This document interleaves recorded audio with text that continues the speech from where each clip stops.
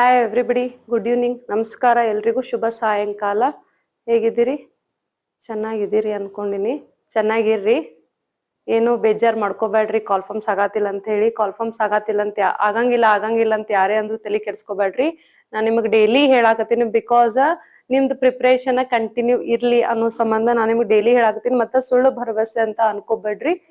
ಈ ಮಂತ್ ಅಲ್ಲಿ ಎಲ್ಲಾ ಕಾಲ್ಫಾರ್ಮ್ಸ್ ನಾನು ನಿಮ್ಗೆ ಹೇಳಿದ್ದೆ, ನಾನು ನಿಮ್ಗೆ ಲಾಸ್ಟ್ ಕ್ಲಾಸ್ ಮಾಡಿದಾಗ ಹೇಳಿದೆ ಈ ಮಂತ್ ಅಲ್ಲಿ ಎಲ್ಲ ಕಾಲ್ಫಾರ್ಮ್ಸ್ ಆಗ್ತಾವ ಅಂತ ಹೇಳಿ. ಸೊ ಅದ್ರದ್ದು ಪ್ರಿಪ್ರೇಷನ್ ಆಲ್ರೆಡಿ ಸ್ಟಾರ್ಟ್ ಆಗೈತ್ರಿ. ಕಾಲ್ಫಾರ್ಮ್ಸ್ ನಿಮ್ಗೆ ನೋಟಿಫಿಕೇಶನ್ ಆಗುವಂತಹ ಪ್ರಿಪ್ರೇಷನ್ ಸ್ಟಾರ್ಟ್ ಆಗೈತಿ. ಸೊ ನಿಮ್ಗ ಕಾಲ್ಫಾರ್ಮ್ಸ್ ಆಯ್ತಪ್ಪ ಅಂತಂದ್ರ ವಿದಿನ್ 2 months ನಿಮ್ಗ ಎಕ್ಸಾಮ್ಸ್ ಸ್ಟಾರ್ಟ್ ಆಗ್ತಾವ, ಎಕ್ಸಾಮ್ಸ್ ನಡಿತಾವ ಅಂತ ಹೇಳ್ತಾರೆ. ಸೊ ಟೈಮ್ ವೇಸ್ಟ್ ಮಾಡೋದು ಬೇಡ. ಕರೆಂಟ್ ಅಫೇರ್ಸ್ ಆದಷ್ಟು ಬೇಗ ಇಂಪಾರ್ಟೆಂಟ್ ಕರೆಂಟ್ ಅಫೇರ್ಸ್ ಎಲ್ಲ ಕವರ್ ಮಾಡೋನು. ಸೊ ಅದರ ಜೊತೆ ನೀಟಾಗಿ ಏರಿಯಾಸ್ ಅನ್ನು ಎಕ್ಸಾಮ್ ರಿಲೇಟೆಡ್ ಯಾವ್ಯಾವ ಏರಿಯಾಸ್ ಬರ್ತಾವಲ್ಲ, ಸೊ ಆ ಏರಿಯಾಸ್ ನಿಮಗೆ ನೀಟಾಗಿ ನಾನು ಹೇಳ್ಕೊಂತ ಹೊಂಟೀನಿ. ಸೊ ಯಾರ್ಯಾರು ಹಿಂದಿನ ಕ್ಲಾಸಸ್ ನೋಡಿಲ್ಲ, ಪ್ಲೀಸ್ ವಾಚ್ ಮಾಡ್ರಿ, ಕ್ಲಾಸಸ್ ಅನ್ನ ನೋಡ್ರಿ, ಮಿಸ್ ಮಾಡ್ಬೇಡ್ರಿ. Day to day current affairs ಅನ್ನೋಕ್ಕಿಂತಲೂ topic wise current affairs, as I said earlier ಇಟ್ ಸೆಲ್ಫ್, prepare current affairs as a topic wise, not in a daily manner. Okay, so topic wise current affairs ಮಾಡೋದ್ರಿಂದ ನಿಮಗೆ 1 year current affairs ಒಂದ್ ಕಡೆ neat form ಒಳಗಡೆ ಸಿಕ್ಬಿಡ್ತದೆ. So hope ನಾ ಹೇಳಿರೋದನ್ನ follow ಮಾಡಕತ್ತೀರಿ ಅಂತ ಅನ್ಕೊಂಡಿನಿ. So let start today's current affairs. Okay, first question ಏನೈತೆ ನೋಡ್ರಿ. Who has recently been appointed as the director general of the directorate general of civil aviation, DGCA ಅಂತ ಹೇಳ್ತೀವಿ. Okay, ನಾಗರಿಕ ಮಹಾನಿರ್ದೇಶನಾಲಯ DGCA ಮಹಾನಿರ್ದೇಶಕರಾಗಿ ಯಾರು ನೇಮಕಗೊಂಡಿದ್ದಾರೆ ಅಂತ ಕೇಳ್ತೇವೆ. DGCA directorate general of civil aviation ಅಂತ ಅಂತೇವೆ. ಏವಿಯೇಷನ್ ಡೈರೆಕ್ಟರ್ ಜನರಲ್ ಆಗಿ ಯಾರು ಹೊಸದಾಗಿ ನೇಮಕರಾಗ್ಯಾರ ಅಂತ ಕೇಳ್ತೀರಿ. ಯಾರು ನೇಮಕರಾಗ್ಯಾರ್ರಿ? ರಾಜೀವ್ ಬನ್ಸಾಲ್ ಅವರು, ಅರುಣ್ ಕುಮಾರ್, ವೀರ್ ವಿಕ್ರಮ್ ಯಾದವ್ ಅವರು, ಸಂಜೀವ್ ಕುಮಾರ್. ಇಷ್ಟು ಜನರಲ್ಲಿ ಯಾರು ನೇಮಕರಾಗ್ಯಾರ? DGCA. ಸೊ ನೋಡ್ರಿ, ನಾನ್ ನಿಮಗ್ ಆಲ್ರೆಡಿ ಹೇಳಿದ್ದೆ, ನಿಮಗೆ exam point of view appointments ಅನ್ನೋದು ಬಹಳ ಇಂಪಾರ್ಟೆಂಟ್ ಆಗುತ್ತ ಎಕ್ಸಾಮಿಗೆ. Okay, exam point of view appointments ಅಂತ ಹೇಳಿದ್ದೆ ನಾನು ನಿಮಗ್ ಎಕ್ಸಾಮಿಗ ಲಾಸ್ಟ್ ಕ್ಲಾಸಸ್ ಅಲ್ಲಿ ಹೇಳಿ ನಿಮಗ ಯಾವ್ಯಾವ ಕರೆಂಟ್ ಅಫೇರ್ಸ್ ಎಕ್ಸಾಮಿಗ ಹೆಂಗ್ ಓದ್ಕೋಬೇಕಂತ ಹೇಳಿ. ಸೊ ಅದ್ರಲ್ಲಿ ಅಪಾಯಿಂಟ್ಮೆಂಟ್ಸ್ ಅನ್ನೋದು ನಾನು ನಿಮಗ ಮೆನ್ಷನ್ ಮಾಡಿದೆ. ಸೊ ಈ ಅಪಾಯಿಂಟ್ಮೆಂಟ್ಸ್ ಅನ್ನೋದು ನಿಮಗೆ ಎಕ್ಸಾಮಿಗ ಹೈಲಿ ಇಂಪಾರ್ಟೆಂಟ್ ಆಗ್ತದೆ. It may be appointments regarding general officers, regarding brand ambassadors, or regarding anything ಇರ್ಬೋದು. ಅಪಾಯಿಂಟ್ಮೆಂಟ್ಸ್ ಅನ್ನೋದು ನಿಮ್ಮ ಎಕ್ಸಾಮಿಗ ಬಹಳ ಇಂಪಾರ್ಟೆಂಟ್ ಆಗುತ್ತೆ. ಯಾವುದೇ ಅಪಾಯಿಂಟ್ಮೆಂಟ್ ಇರ್ಲಿ, ಡೈರೆಕ್ಟ್ ನಿಮ್ಗ ಕ್ವಶನ್ ಕೇಳ್ತಾನ. ಅವ್ರ ರಿಲೇಟೆಡ್ ಆರ್ಗನೈಸೇಷನ್ ಬಗ್ಗೆ ನಿಮ್ಗ ಕ್ವಶನ್ ಅನ್ನು ಕೇಳ್ತಾರೆ. ಪೊಲಿಟಿಕಲ್ ಅಪಾಯಿಂಟ್ಮೆಂಟ್ಸ್ ಇತ್ತಂದ್ರ ಪಾಲಿಟಿ ರಿಗಾರ್ಡಿಂಗ್ ನಿಮಗ ಅಪಾಯಿಂಟ್ಮೆಂಟ್ಸ್ ರಿಲೇಟೆಡ್ ಯಾವ ಆರ್ಟಿಕಲ್ ಅಡಿಯಲ್ಲಿ ಬರ್ತೈತಿ. ಓಕೆ, ಫಾರ್ ಎಕ್ಸಾಂಪಲ್ ಈಗ ಯಾರು ಪ್ರೆಸಿಡೆಂಟ್ ಅಪಾಯಿಂಟ್ಮೆಂಟ್ ಆಗಿದ್ರಪ್ಪ ಅಂತಂದ್ರ ಪ್ರೆಸಿಡೆಂಟ್ ಯಾವ ಆರ್ಟಿಕಲ್ ಅಡಿಯಲ್ಲಿ ಬರ್ತಾರ. ಓಕೆ, ಅವ್ರನ್ನ ಯಾರ್ಯಾರು ಎಷ್ಟೆಷ್ಟು ಮೆಜಾರಿಟಿ ಬೇಸ್ ಆಯ್ಕೆ ಮಾಡ್ತಾರೆ, ಯಾರು ಆಯ್ಕೆ ಮಾಡ್ತಾರ. ಓಕೆ, ಅವ್ರಿಗ ಓತ್ ಯಾರು ಕೊಡ್ತಾರ, ಪ್ರಮಾಣ ವಚನ ಯಾರು ಸ್ವೀಕಾರ ಮಾಡ್ತಾರ, ಆ ಪ್ರಮಾಣ ವಚನ ಅನ್ನೋದು ಎಷ್ಟನೇ ಆರ್ಟಿಕಲ್ ಅಡಿಯಲ್ಲಿ ಬರ್ತೈತಿ. ಓಕೆ, ಅವ್ರ ರೆಸಿಗ್ನೇಷನ್ ಹೆಂಗಿರ್ತದ, ಅವ್ರನ್ನ ವಜಾ ಹೆಂಗ್ ಗೊಳಿಸ್ತಾರ. ಓಕೆ, ಸೆಲ್ಫ್ ರೆಸಿಗ್ನೇಷನ್ ಅಂದ್ರೆ ಯಾವ ಆರ್ಟಿಕಲ್ ಅಡಿಯಲ್ಲಿ ಬರ್ತದ, ಬೇರೆಯವ್ರು ವಜಾ ಗಳಿಸಾಕತ್ತಿದ್ರ ಅಂದ್ರೆ ಯಾವ ಆರ್ಟಿಕಲ್ ಅಡಿಯಲ್ಲಿ ಬರ್ತೈತಿ, ಯಾವ ಶೆಡ್ಯೂಲ್ ಅಲ್ಲಿ ಬರ್ತೈತಿ, ಅವ್ರ ಪವರ್ಸ್ ಏನು, ಅವ್ರು ಯಾವ ಮಿನಿಸ್ಟ್ರೀಸ್ ದ ಲೀಡರ್ ಆಗಿರ್ತಾರ, ಹೆಡ್ ಆಫ್ ದ ಮಿನಿಸ್ಟ್ರೀಸ್ ಅವ್ರ ಅಂಡರ್ ಯಾವ್ಯಾವ ಮಿನಿಸ್ಟ್ರೀಸ್ ಬರ್ತಾವ, ಯಾವ ಮಿನಿಸ್ಟ್ರೀಸ್ ಹೆಡ್ ಅವರು ಆಗಿರ್ತಾರ. ಸೊ ಈ ರೀತಿ ಪೊಲಿಟಿಕಲ್ ಬೇಸ್ಡ್ ಅಪಾಯಿಂಟ್ಮೆಂಟ್ಸ್ ಇದ್ದೆ ಈ ರೀತಿ ನೋಡ್ಕೋಬೇಕು. Or else organisation based appointments ಇತ್ತೆ, ಆರ್ಗನೈಸೇಷನ್ ಯಾವಾಗ ಸ್ಥಾಪನೆ ಆಯ್ತು, ಆ ಆರ್ಗನೈಸೇಷನ್ ಏನೇನ್ ಎಸ್ಟಾಬ್ಲಿಷ್ ಯಾವಾಗಾಯ್ತು, ಮೇನ್ ಪರ್ಪಸ್ ಏನದ ಆರ್ಗನೈಸೇಷನ್ ಉದ್ದೇಶ ಏನು, ಎದಕ್ ಸ್ಥಾಪನೆ ಮಾಡಿದ್ರು, ಈ ರೀತಿ ನೋಡ್ಕೋಬೇಕು ಅಂತ ನಾನ್ ನಿಮ್ಗ ಲಾಸ್ಟ್ ಕ್ಲಾಸಸ್ ಪ್ರೀವಿಯಸ್ ಕ್ಲಾಸಸ್ ಅಲ್ಲಿ ಹೇಳಿದೀನಿ. ಸೊ ಅದಕ್ಕೆ ಯಾರ್ಯಾರು ಪ್ರೀವಿಯಸ್ ಕ್ಲಾಸಸ್ ನೋಡಿಲ್ಲ, ಒಂದ್ಸತಿ ಹೋಗಿ ಪ್ರೀವಿಯಸ್ ಕ್ಲಾಸ್ ಅನ್ನ ನೋಡ್ಕೊಂಡು ಬರಿ. Okay, today related to DGCA ಅಂತ ಹೇಳಿದ್ವಿ. DGCA civil aviation related director general of civil aviation ಯಾರು ಡೈರೆಕ್ಟರ್ ಜನರಲ್ ಆಗಿ ಆಯ್ಕೆ ಆಗ್ಯಾರ್ರಿ? ವೀರ್ ವಿಕ್ರಮ್ ಯಾದವ್ ಅವರು ಆಯ್ಕೆ ಆಗ್ಯಾರ ಅಂತ ನಾವು ಹೇಳ್ತೇವೆ. ಸೊ ಈಗ ನಾವು ಸ್ವಲ್ಪ DGCA ಅವ್ರನ್ನ ಯಾರು ರಿಪ್ಲೇಸ್, ಮೊದಲು ಇದ್ದವ್ರು ಯಾರಿ? ಫೈಜ್ ಅಹಮದ್ ಕಿಡ್ಬಾಯಿ ಅವರು ಇದ್ರು. ಫೈಜ್ ಅಹಮದ್ ಕಿಡ್ಬಾಯಿ ಅವರು ಇದ್ರು, ಅವರನ್ನ ರಿಪ್ಲೇಸ್ ಆಗಿ ವೀರ್ ವಿಕ್ರಮ್ ಯಾದವ್ ಅವರು ಆಗ್ಯಾರ. ಸೊ ನೋಡ್ರಿ, directorate general of civil aviation ಅಂತಂದ್ರ ಏನಪ್ಪಾ ಅಂತಂದ್ರ ನೋಡೋದು. ಇದು ಯಾವಾಗ ಎಸ್ಟಾಬ್ಲಿಷ್ ಆಗ್ಯದ? 1917 ರಲ್ಲಿ, 1970ರಲ್ಲಿ ಅಂಡರ್ ಏರ್ಕ್ರಾಫ್ಟ್ ಆಕ್ಟ್ ಅನ್ನೋ ಮುಖಾಂತರ ಏರ್ಕ್ರಾಫ್ಟ್ ಆಕ್ಟ್ ಅಡಿಯಲ್ಲಿ ಅದೇನಾಗೈತಿ ಆಯ್ಕೆ ಎಸ್ಟಾಬ್ಲಿಷ್ ಆಗೈತಿ. ಯಾವಾಗ? 1970ರಲ್ಲಿ 1970ರಲ್ಲಿ ಯಾವ ಮಿನಿಸ್ಟ್ರಿ ಅಪ್ಪ ಅಂತಂದ್ರೆ ministry of civil aviation, ministry of civil aviation. So ನೋಡ್ರಿ ನಾನು ನಿಮ್ಗೆ ಹೇಳಿನಿ ಆಲ್ಮೋಸ್ಟ್ ನಾನು ನಿಮ್ಗೆ ಎಲ್ಲಾ ಕರೆಂಟ್ ಅಫೇರ್ಸ್ ಒಳಗಡೆ ಮಿನಿಸ್ಟ್ರೀಸ್ ಕವರ್ ಮಾಡಾಕತ್ತೀನಿ ಅಂತಂದ್ರ ಈ ಮಿನಿಸ್ಟ್ರಿ ಅನ್ನೋದು ನಿಮ್ ಎಕ್ಸಾಮ್ ಈಗ ಹೈಲಿ ಇಂಪಾರ್ಟೆಂಟ್ ಅಂತ ನಾವು ಹೇಳ್ತೇವೆ ಮಿನಿಸ್ಟ್ರಿ. ಅಂಡ್ ಯಾವುದೇ ಆರ್ಗನೈಸೇಷನ್ ಇರ್ಲಿ ಹೆಡ್ ಕ್ವಾರ್ಟರ್ ಅನ್ನೋದು ನಿಮ್ಗೆ ಎಕ್ಸಾಮ್ ಈಗ ಹೈಲಿ ಇಂಪಾರ್ಟೆಂಟ್ ಆಗತ್ತ. ಮಿನಿಸ್ಟ್ರಿ ಮತ್ತ ಹೆಡ್ ಕ್ವಾರ್ಟರ್ ಹೈಲಿ ಇಂಪಾರ್ಟೆಂಟ್ ಆಗತ್ತ. ಯಾವ್ದ್ರಿ headquarter? New Delhi, New Delhi. Okay, ಯಾವ್ದು? ನ್ಯೂ ಡೆಲ್ಲಿ. ಓಕೆ, ಇದ್ರದ್ದು ಮೇನ್ ನೇಚರ್ ಏನೈತಿ, ಇದ್ರದ್ ಮೇನ್ ಉದ್ದೇಶ ಏನೈತಿ? Safety regulation. ಇದ್ರ ಮುಖ್ಯ ಉದ್ದೇಶ ಸೇಫ್ಟಿ ರೆಗ್ಯುಲೇಷನ್, ಇದ್ರದ್ದು ಮುಖ್ಯ ಉದ್ದೇಶ ಐತಿ. ಸೊ ಇದ್ರ ಫಂಕ್ಷನ್ಸ್ ಏನೇನದಾವು? ಓಕೆ, ಇದ್ರ ಫಂಕ್ಷನ್ಸ್ ಏನೇನದಾವು? DGC ಅದಪ್ಪ ಅಂತಂದ್ರೆ ಪೈಲಟ್ಸಿಗೆ ಲೈಸೆನ್ಸಿಂಗ್ ಮಾಡೋದೈತಿ. ಅದೇ ರೀತಿ ಏರ್ಕ್ರಾಫ್ಟ್ ಸರ್ಟಿಫಿಕೇಶನ್ ಅನ್ನ ಇದು ಕೊಡ್ತೈತಿ. ಏರ್ಲೈನ್ ದಾಗ regulations, rules and regulations DGCA ದವ್ರು ಮಾಡ್ತಾರ. Airlines rules and regulations DGCA ದವ್ರು ಮಾಡ್ತಾರ. ಅದೇ ರೀತಿ ಏವಿಯೇಷನ್ ಸೇಫ್ಟಿನ ಮಾನಿಟರ್ ಮಾಡ್ತಾರ. ಲೈಕ್ ನಮ್ಮ ಭಾರತದಾಗ ಏನೇನ್ ಏವಿಯೇಷನ್ ಕಂಪ್ನೀಸ್ ಅದಾವಲ್ಲ ಅವ್ರು ಯಾವ ರೀತಿ ಸೇಫ್ಟಿನ ನಡ್ಕೊಳಿಕತ್ತಾರ, ಯಾವ ರೀತಿ ಸೇಫ್ಟಿ ಮೆಜರ್ಸ್ ತಗೊಳಿಕತ್ತಾರ ಅದ್ರ ಬಗ್ಗೆ ಎಲ್ಲ ಮಾನಿಟರಿ ಮಾಡ್ತಾರ. ಆಕ್ಸಿಡೆಂಟ್ ನ ಇನ್ವೆಸ್ಟಿಗೇಷನ್ ಮಾಡ್ತಾರ. Airways accident, aeroplane crashes, helicopter crashes, ನಾವು ನೋಡ್ತಲ್ಲ ಏರ್ಕ್ರಾಫ್ಟ್ ಕ್ರಾಶಸ್ ಆಗಿರ್ಬೋದು, ಇದು ಹೆಂಗಾಯ್ತು, ಯಾಕಾಯ್ತು ಅನ್ನೋದರ ಆಕ್ಸಿಡೆಂಟ್ ಇನ್ವೆಸ್ಟಿಗೇಷನ್ ಅನ್ನ ಮಾಡ್ತಾರ. ಅದೇ ರೀತಿ ಏರ್ಪೋರ್ಟ್ ಗೆ ಸರ್ಟಿಫಿಕೇಟ್ ಕೊಡ್ತಾರ. Okay, this is a good airport or bad airport ಅಂದ್ರೆ ಯಾವ ರ್ಯಾಂಕ್ ನಾಗ ಐತಿ. ಇಂಡಿಯಾದಾಗ ಏರ್ಪೋರ್ಟ್ ರ್ಯಾಂಕಿಂಗ್ಸ್ ನ ಕೊಡ್ತಾರ, ಯಾವ ಏರ್ಪೋರ್ಟ್ ಎಷ್ಟನೇ ರ್ಯಾಂಕಿಂಗ್ಸ್ ನಾಗ ಐತಿ ಅನ್ನೋದನ್ನ. ಸೊ ಈ ರ್ಯಾಂಕಿಂಗ್ಸ್ ನ ಕರ್ನಾಟಕ ಸ್ಟೇಟ್ ರಿಲೇಟೆಡ್ ಯಾವುದೇ ಎಕ್ಸಾಮ್ಸ್ ಬರಾಕತ್ತಿದ್ರ ಬೆಂಗಳೂರು ಏರ್ಪೋರ್ಟ್ ಯಾವ ರ್ಯಾಂಕಿಂಗ್ ಐತಿ, ಮಂಗಳೂರು ಏರ್ಪೋರ್ಟ್ ಯಾವ ರ್ಯಾಂಕಿಂಗ್ ನಾಗ ಐತಿ, ಇದು ನಿಮಗ ಎಕ್ಸಾಮಿಗ ಏರ್ಪೋರ್ಟ್ ರ್ಯಾಂಕಿಂಗ್ಸ್ ಇನ್ ಇಂಡಿಯಾದಾಗ ಏರ್ಪೋರ್ಟ್ ರ್ಯಾಂಕಿಂಗ್ಸ್ ನ ಎವ್ರಿ ಇಯರ್ ಟ್ವೈಸ್ ನಿಮ್ಗ ಏನ್ ಮಾಡ್ತಾರ, ಅನೌನ್ಸ್ ಮಾಡ್ತಾರ. ಸೊ ಅದನ್ನ ಸ್ವಲ್ಪ ನೋಡ್ಕೋರಿ ರ್ಯಾಂಕಿಂಗ್ಸ್ ಅನ್ನ. ಸೊ ನೆಕ್ಸ್ಟ್ ಏನು, ಡ್ರೋನ್ ರೆಗ್ಯುಲೇಷನ್ಸ್. ಡ್ರೋನ್ ಬಗ್ಗೆ ಏನ್ ಮಾಡ್ತಾರ, ಸರ್ವಿಲಿಯನ್ಸ್ ಮಾಡ್ತಾರ. ಡ್ರೋನ್ ಯಾವ ರೀತಿ ವರ್ಕ್ ಮಾಡ್ಲಿಕ್ಕತ್ತಾವ, ಎಲ್ಲೆಲ್ಲಿ ಡ್ರೋನ್ ನ ಹಾರಿಸ್ಲಿಕ್ಕತ್ತಾರ, with permission and without permission, legal or illegal ಅಂತ ನಾವು ಹೇಳ್ತೇವೆ. ಸೊ ಡ್ರೋನ್ ರೆಗ್ಯುಲೇಷನ್ ಯಾವ ರೀತಿ ನಡಿಲಿಕ್ಕತ್ತದ ಅನ್ನೋದು ಇದ್ರ ಮೇನ್ ಮುಖ್ಯ ಫಂಕ್ಷನ್ಸ್ ಅಂತ ನಾವು ಹೇಳ್ತೇವೆ DGCA. ಓಕೆ, ಸೊ ಈ DGCA ಓಕೆ ಏವಿಯೇಷನ್ಸ್ ಅಲ್ಲಿ ಅಡಿಯಲ್ಲಿ ಒಂದು ಸ್ಕೀಮ್ ಬಂತು, ಯಾವ್ದಪ್ಪ ಅಂದ್ರೆ ಉಡಾನ್ ಸ್ಕೀಮ್ ಅಂತ ಹೇಳಿ. ಈ ಉಡಾನ್ ಸ್ಕೀಮ್ ಮುಖ್ಯ ಉದ್ದೇಶ ಏನೈತಪ್ಪ, ಭಾರತದಲ್ಲಿ ಇರುವಂತ ಎಲ್ಲ ನಾಗರಿಕರು ಅಂದ್ರೆ middle class peoples are else low class peoples ಅಂತ ನಾವ್ ಹೇಳ್ತೇವೆ. ಎಲ್ಲರೂ ಏನು ಏರ್ವೇಸ್ ನ ಯೂಸ್ ಮಾಡ್ಕೋಬೇಕು ಅಂದ್ರೆ ಏರ್ವೇಸ್ ಅವರಿಗೂ ಯೂಸ್ ಆಗ್ಬೇಕು, ಏರ್ಪೋರ್ಟ್ ಅವರಿಗೂ ಯೂಸ್ ಆಗ್ಬೇಕು, ಏರೋಪ್ಲೇನ್ ಅವರು ಯೂಸ್ ಮಾಡ್ಕೋಬೇಕು, ಎಲ್ರಿಗೂ ಏರೋಪ್ಲೇನ್ ಅಲ್ಲಿ ಹೋಗುವಂತ ಅವಕಾಶ ಸಿಗ್ಬೇಕು ಅನ್ನೋದ್ರ ಸಂಬಂಧ ಈ ಉಡಾನ್ ಸ್ಕೀಮ್ ಅನ್ನ ಮಾಡಿದ್ರು. ಇದ್ರ ಫುಲ್ ಫಾರ್ಮ್ ಏನು, ಉಡೇ ದೇಶ್ ಕಾ ಆಮ್ ನಾಗರಿಕ್ ಅಂತ ಹೇಳ್ತಾರೆ. ಆಮ್ ನಾಗರಿಕ್ ಅಂದ್ರೆ ಸಾಮಾನ್ಯ ಜನರು ಕೂಡ ಏರ್ವೇಸ್ ಅಲ್ಲಿ ಹಾರಾಡ್ಲಿ ಅಂತ ಹೇಳ್ತಾರೆ, ಆದ್ರೆ ಏರೋಪ್ಲೇನ್ ಯೂಸ್ ಮಾಡ್ಕೊಳ್ಳಿ. ಉಡೇ ದೇಶ್ ಕಾ ಆಮ್ ನಾಗರಿಕ್ ಅಂತ ಹೇಳ್ತಾರೆ, ಸಾಮಾನ್ಯ ಜನರ ಸುತ್ತಕ್ಕೂ ಹಾರ್ಲಿ ಅಂತ ಹೇಳ್ತಾರೆ. ಇದು ಯಾವಾಗ ಲಾಂಚ್ ಮಾಡಿದ್ರಿ, 2016 ಒಳಗಡೆ ಲಾಂಚ್ ಮಾಡಿದ್ರು. ಇದ್ರ ಬೇಸ್ಡ್ ಒಂದು ಫಿಲ್ಮು ಬಂತು, ಮೇ ಬಿ ತಮಿಳ್ ಬೇಸ್ಡ್ ಅವ್ರ ತೆಲುಗು ಬೇಸ್ಡ್ ಫಿಲ್ಮ್ ಐತಿ. ಸೂರ್ಯ ಅನ್ನೋ ಆಕ್ಟರ್ ಅದ್ರಲ್ಲಿ ವರ್ಕ್ ಮಾಡ್ಯಾರ. ಸೊ ಯಾರ್ ಮೂವಿ ನೋಡಿಲ್ಲ ಅದು ಸ್ವಲ್ಪ ಮೂವಿ ನೋಡ್ರಿ, because it is a true fact based movie.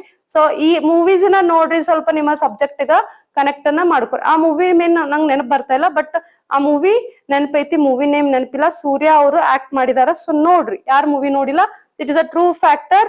And how aeroplane system work and government ಯಾವ ರೀತಿ ಪ್ರೈವೇಟ್ ಏರೋಪ್ಲೇನ್ ಸಿಸ್ಟಮ್ಸ್ ಈಗ ಯಾವ ರೀತಿ ಸಪೋರ್ಟ್ ಕೊಡ್ತೈತಿ ಅನ್ನೋದ್ರ ಬಗ್ಗೆ ನೀಟ್ ಆಗಿ ಅದ್ರಾಗ ಎಕ್ಸ್ಪ್ಲನೇಷನ್ ಕೊಟ್ಟಾರ. ಸೊ ನೋಡ್ರಿ, ಯಾರು ಮೂವಿ ನೋಡಿಲ್ಲ. ಓಕೆ, ಇದು ಯಾವಾಗ ಲಾಂಚ್ ಮಾಡ್ಯಾರಿ, 2016 ಅಲ್ಲಿ ಲಾಂಚ್ ಮಾಡ್ಯಾರ. ಉಡಾನ್ ಸ್ಕೀಮ್ ಯಾವಾಗ ಲಾಂಚ್ ಆಗಿದೆ, 2000 ಸ್ಕೀಮ್. ಇದ್ರೊಳಗೆ ಇನ್ನೊಂದಿಷ್ಟು ಪ್ರಾಜೆಕ್ಟ್ಸ್ ಬರ್ತಾವ. ಮೇಕ್ ಇನ್ ಇಂಡಿಯಾ ಅನ್ನೋ ಒಂದು ಪ್ರಾಜೆಕ್ಟ್ ಬರ್ತದೆ.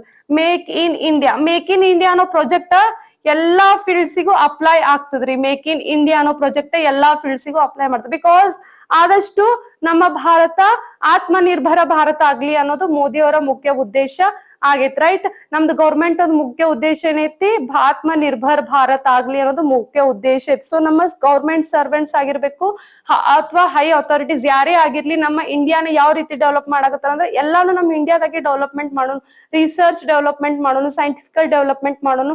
ಓಕೆ ಇನ್ಫ್ರಾಸ್ಟ್ರಕ್ಚರ್ ಅನ್ನ ಡೆವಲಪ್ ಮಾಡೋಣ, ಲಾಜಿಸ್ಟಿಕ್ಸ್ ನಮ್ಮ ಇಂಡಿಯಾದಲ್ಲೇ ಡೆವಲಪ್ ಮಾಡೋಣ, ಬೇರೆ ಕಂಟ್ರಿ ಮೇಲೆ ನಾವು ಜಾಸ್ತಿ ಡಿಪೆಂಡ್ ಆಗೋದು ಬೇಡ. ಈಗ ನೋಡ್ರಿ ಬೇರೆ ಕಂಟ್ರಿ ಮೇಲೆ ಜಾಸ್ತಿ ಡಿಪೆಂಡ್ ಆಗೋದ್ರಿಂದ ಈಗ ನೋಡ್ರಿ ಇರಾನ್ದಾಗ ಏನಾಗ್ಲಿಕ್ಕದ ಯುದ್ಧ ನಡೀತಿರ್ಬೇಕಾದ್ರೆ ಸೊ ನಮಗೆಲ್ಲ ಎಷ್ಟು ಗ್ಯಾಸ್ ಪ್ರಾಬ್ಲಮ್ ಆಗ್ಲಿಕ್ಕದ. ಸೊ ಅದಕ್ಕೆ ನಾವು ಮೇಕ್ ಇನ್ ಇಂಡಿಯಾ ಅನ್ನೋದನ್ನ ಸ್ಕೀಮ್ ತಂದಿ ಆದಷ್ಟು ಏನೇನು ಎಷ್ಟು ಸಾಧ್ಯ ಆಗ್ತಿಲ್ಲ ಇಂಪಾರ್ಟೆಂಟ್ ರಿಸೋರ್ಸ್ ಆದಷ್ಟು ನಮ್ಮ ಇಂಡಿಯಾದಲ್ಲಿ ನಾವು ಜನರೇಟ್ ಮಾಡೋಣ ಅನ್ನೋದು ಇದ್ರ ಮುಖ್ಯ ಉದ್ದೇಶ ಐತಿ. ಸೊ ಈ ಉಡಾನ್ ಸ್ಕೀಮ್ ದ ಆಬ್ಜೆಕ್ಟಿವ್ ಏನ್ರಿ, ಅಫೋರ್ಡೆಬಲ್ ಏರ್ ಟ್ರಾವೆಲ್ ಅಂತ ಹೇಳ್ತೀವಿ. ಅಫೋರ್ಡೆಬಲ್ ಅಂತಂದ್ರೆ ಎಲ್ಲರಿಗೂ ಸಿಗಬೇಕು, ಎಲ್ರಿಗೂ ಎಲ್ಲಾ ಸಾಮಾನ್ಯ ಜನರು ಸುತ್ತಕ್ಕೂ ಏರ್ ಟ್ರಾವೆಲ್ ನ ಮಾಡ್ಬೇಕು ಅಂದ್ರ price money or amount money ಅಂತ ಏನ್ ಹೇಳ್ತೇವಲ್ಲ ಅದು ಅಫೋರ್ಡೆಬಲ್ ಆಗಿ ಇರ್ಬೇಕು ಅಂತ ಹೇಳ್ತೇವೆ.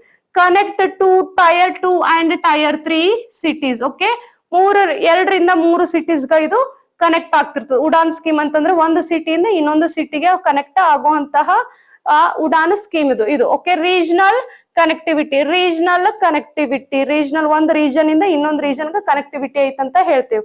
Okay so Indian airport network ಈಗ ಏನಾಗ್ಲಿಕ್ಕದ ನಮ್ಮ ಇಂಡಿಯಾದಾಗ ಇಂಪ್ರೂವ್ಮೆಂಟ್ ಆಗ್ಲಿಕ್ಕತ್ತೈತಿ, ಸ್ಕೀಮ್ಸ್ ಅನ್ನ ತರ್ಲಿಕ್ಕತ್ತ. ನಮ್ಮ ಇಂಡಿಯಾದ ಈ ರೀತಿ 2026 ಅನ್ನೋಷ್ಟೊಳಗಡೆ 160+ ಏರ್ಪೋರ್ಟ್ಸ್ ಅನ್ನ ನಾವು ಇನ್ಫ್ರಾಸ್ಟ್ರಕ್ಚರ್ ಮಾಡ್ಬೇಕು ಅನ್ನೋದು ನಮ್ಮ ಇಂಡಿಯಾದ ಮುಖ್ಯ ಉದ್ದೇಶ ಐತಿ. ಓಕೆ ಸೊ ಈ ಟೋಟಲ್ 2014ರಾಗ 74 ಏರ್ಪೋರ್ಟ್ ಇದ್ದು. ಸೊ ಅವಾಗ ಏನ್ ಟಾರ್ಗೆಟ್ ಇಟ್ಟಿದ್ರಪ್ಪ ಅಂದ್ರೆ 160+ ಏರ್ಪೋರ್ಟ್ಸ್ 2000 ಎಕ್ಸ್ಪೆನ್ಷನ್ ಆಗ್ತೈತಿ ಅಂತ ಹೇಳಿ ಟಾರ್ಗೆಟ್ ಇಟ್ಟಿದ್ರು. ಓಕೆ ಸೊ ಇದು ನಿಮ್ಗೆ ಎಕ್ಸಾಮಿಗೆ ಬಹಳ ಇಂಪಾರ್ಟೆಂಟ್ ಆಗತ್ತ. ಸೊ ನಮ್ಮ ಇಂಡಿಯಾದಾಗ DGCA ಬಂತಂದ್ರೆ ಇಂಟರ್ನ್ಯಾಷನಲ್ ಸಿವಿಲ್ ಏವಿಯೇಷನ್ ಆರ್ಗನೈಸೇಷನ್ ಅನ್ನೋದು ಒಂದು ಬರ್ತದೆ. ಇಂಟರ್ನ್ಯಾಷನಲ್ ಸಿವಿಲ್ ಏವಿಯೇಷನ್ ಆರ್ಗನೈಸೇಷನ್ ಈ ಆರ್ಗನೈಸೇಷನ್ ಇಂಟರ್ನ್ಯಾಷನಲಿ ಫ್ಲೈಯಿಂಗ್ ಮೋಡ್ಸ್ ಮೇಲೆ ನಿಗಾ ವಹಿಸ್ತಿರ್ತದೆ. ಇಂಟರ್ನ್ಯಾಷನಲ್ ಫ್ಲೈಯಿಂಗ್ ಮೋಡ್ಸ್ ಮೇಲೆ ಅಂದ್ರೆ ಬೇರೆ ಕಂಟ್ರಿ ಟು ಬೇರೆ ಕಂಟ್ರಿ ಟ್ರಾವೆಲ್ ಮಾಡೋ ಅಂತಹ ಏರ್ಪೋರ್ಟ್ಸ್ ಮೇಲೆ ಇದು ಏನ್ ಮಾಡ್ತದೆ ತನ್ನ ಗಮನವನ್ನು ಹರಿಸಿರ್ತದೆ. ಏನ್ DGCA ಫಂಕ್ಷನ್ಸ್ ಏನೇನಿತ್ತಲ್ಲ ಸೊ ಇದ್ರದ್ದು ಫಂಕ್ಷನ್ಸ್ ಸೇಮ್ ಐತಿ. ಸರ್ವಿಲಿಯನ್ಸ್ ಚೆಕ್ ಮಾಡ್ತಿರ್ತದ, ಏರ್ಪೋರ್ಟ್ ಕಂಡೀಷನ್ ಚೆಕ್ ಮಾಡ್ತದ, ಏರ್ವೇಸ್ ಕಂಡೀಷನ್ಸ್ ಚೆಕ್ ಮಾಡ್ತಾರೆ, ಏರ್ಕ್ರಾಫ್ಟ್ ಬಗ್ಗೆ ಇಂಜಿನ್ ಬಗ್ಗೆ ಎಲ್ಲದ್ರ ಬಗ್ಗೆ ಇವ್ರು ಏನ್ ಮಾಡ್ತಾರ ನಿಗಾ ವಹಿಸ್ತಾರೆ. ಸೊ ಇದ್ರ ಹೆಡ್ ಕ್ವಾರ್ಟರ್ ಏನೈತಿ ಮಾಂಟ್ರಿಯಲ್ ಕೆನಡಾ. ಇದ್ರದ್ದು ಹೆಡ್ ಕ್ವಾರ್ಟರ್ ಕೆನಡಾ ದೇಶದಲ್ಲಿ ಮಾಂಟ್ರಿಯಲ್ ಅನ್ನೋ ಒಂದು ಊರು. ಸೊ ಇದ್ರದ್ದು ಮೆಂಬರ್ ಇಂಡಿಯಾ ಐತಿ. India is a member of International Civil Aviation Organisation ಅಂತ ಹೇಳ್ತೀವಿ. ಓಕೆ ಅಂತಾರಾಷ್ಟ್ರೀಯ ವಿಮಾನ ಸಂಸ್ಥೆ ಅಂತ ಹೇಳ್ತೇವೆ. So DGCA implements ICAO standards ಅಂತ ನಾವು ಹೇಳ್ತೇವೆ. So International Civil Aviation Organisation ದಾಗ ಏನೇನ್ ರೂಲ್ಸ್ ಅಂಡ್ ರೆಗ್ಯುಲೇಷನ್ ಐತಲ್ಲ ಅದನ್ನ ಸೇಮ್ DGCA ಇಂಪ್ಲಿಮೆಂಟ್ ಮಾಡೈತಿ. ಅಂದ್ರೆ ನಮ್ಮ ಇಂಡಿಯಾದೊಳಗಡೆ ಇಂಟರ್ನ್ಯಾಷನಲ್ ಏನೇನ್ ನಾವು ರೂಲ್ಸ್ ಅಂಡ್ ರೆಗ್ಯುಲೇಷನ್ಸ್ ಮಾಡ್ಲಿಕ್ಕತ್ತಾರಲ್ಲ ಓಕೆ ಸೊ ಅದೇ same rules and regulation DGCA ಅಂದ್ರೆ ಡೈರೆಕ್ಟರ್ ಜನರಲ್ ಆಫ್ ಯಾವ್ದ್ರಿ ಇಂಡಿಯನ್ ಸಿವಿಲ್ ಏವಿಯೇಷನ್ ಅಂತ ನಾವು ಹೇಳ್ತೇವೆ. So this is about civil aviation appointment. So appointments ಆದ್ರ ನೀವು ಈ ರೀತಿ ಕನೆಕ್ಟ್ ಮಾಡಿ ಈ ರೀತಿ ಓದ್ಕೋಬೇಕು. ಎದರಲ್ಲಿ ಅಪಾಯಿಂಟ್ಮೆಂಟ್ ಆಗ್ಯಾರ, ಯಾವ ಆರ್ಗನೈಸೇಷನ್ ಯಾವ ಸಂಸ್ಥೆ ಒಳಗಡೆ ಅಪಾಯಿಂಟ್ ಆಗ್ಯಾರಲ್ಲ ಅವ್ರ ಬಗ್ಗೆ ನೋಡ್ಕೊಳ್ಳೋದಲ್ದೆ ಅಂದ್ರ ಅವ್ರದ್ ಹೆಸರು ನಿಮಗ್ ಗೊತ್ತಿರೋದಲ್ರಿ ಯಾರು ಅಪಾಯಿಂಟ್ ಮಾಡ್ರ. ಸೊ ಅದ್ರ ಹಿನ್ನೆಲೆನೂ ನೀವು ತಿಳ್ಕೊಬೇಕು, ಯಾವಾಗ ಎಸ್ಟಾಬ್ಲಿಷ್ ಆಯ್ತು ಮತ್ತೆ ಅದ್ರ ಫಂಕ್ಷನ್ಸ್ ಏನೇನೈತಿ. ಅಂಡ್ ಇಂಟರ್ನ್ಯಾಷನಲಿ ಇದ್ರ ಆರ್ಗನೈಸೇಷನ್ ಇಂಟರ್ನ್ಯಾಷನಲಿ ಅಷ್ಟೇ ಇತ್ತು, ನ್ಯಾಷನಲಿ ಅಷ್ಟೇ ಇತ್ತು. ಇಂಟರ್ನ್ಯಾಷನಲಿ ಯಾವಾಗ ಫಾರ್ಮ್ ಆಯ್ತು, ಹೆಡ್ ಕ್ವಾರ್ಟರ್ ಎಲ್ಲೈತಿ ಮತ್ತ ಮೆಂಬರ್ ನಮ್ಮ ಇಂಡಿಯಾದ ಕನ್ಸರ್ನ್ ಟು ಇಂಡಿಯಾ ಮೆಂಬರ್ ಆಯ್ತೋ ಇಲ್ಲೋ ಅನ್ನೋದು ನಿಮ್ಗೆ ಎಕ್ಸಾಮಿಗ ಇಂಪಾರ್ಟೆಂಟ್ ಆಗತ್ತೆ. Okay this is about civil aviation regarding. So next question ಏನೈತ್ ನೋಡ್ರಿ, ನೆಕ್ಸ್ಟ್ ಕ್ವಶನ್ ಏನೈತ್ ನೋಡ್ರಿ. Which Indian origin technology expert has been appointed as CIO of US Department of Labor ಅಂತ ಹೇಳ್ಯಾರ. ಅಮೆರಿಕದ ಕಾರ್ಮಿಕ ಇಲಾಖೆಯ CIO ಆಗಿ ನೇಮಕಗೊಂಡ ಭಾರತೀಯ ಮೂಲದ ತಂತ್ರಜ್ಞಾನ ತಜ್ಞ ಯಾರು ಅಂತ ಕೇಳ್ಯಾರ. ನೋಡ್ರಿ ಭಾರತೀಯ ಮೂಲದ ಅಂದ್ರೆ ಇಂಡಿಯನ್ ಒರಿಜಿನ್ ಅಂತ ನಾವು ಹೇಳ್ತೇವೆ.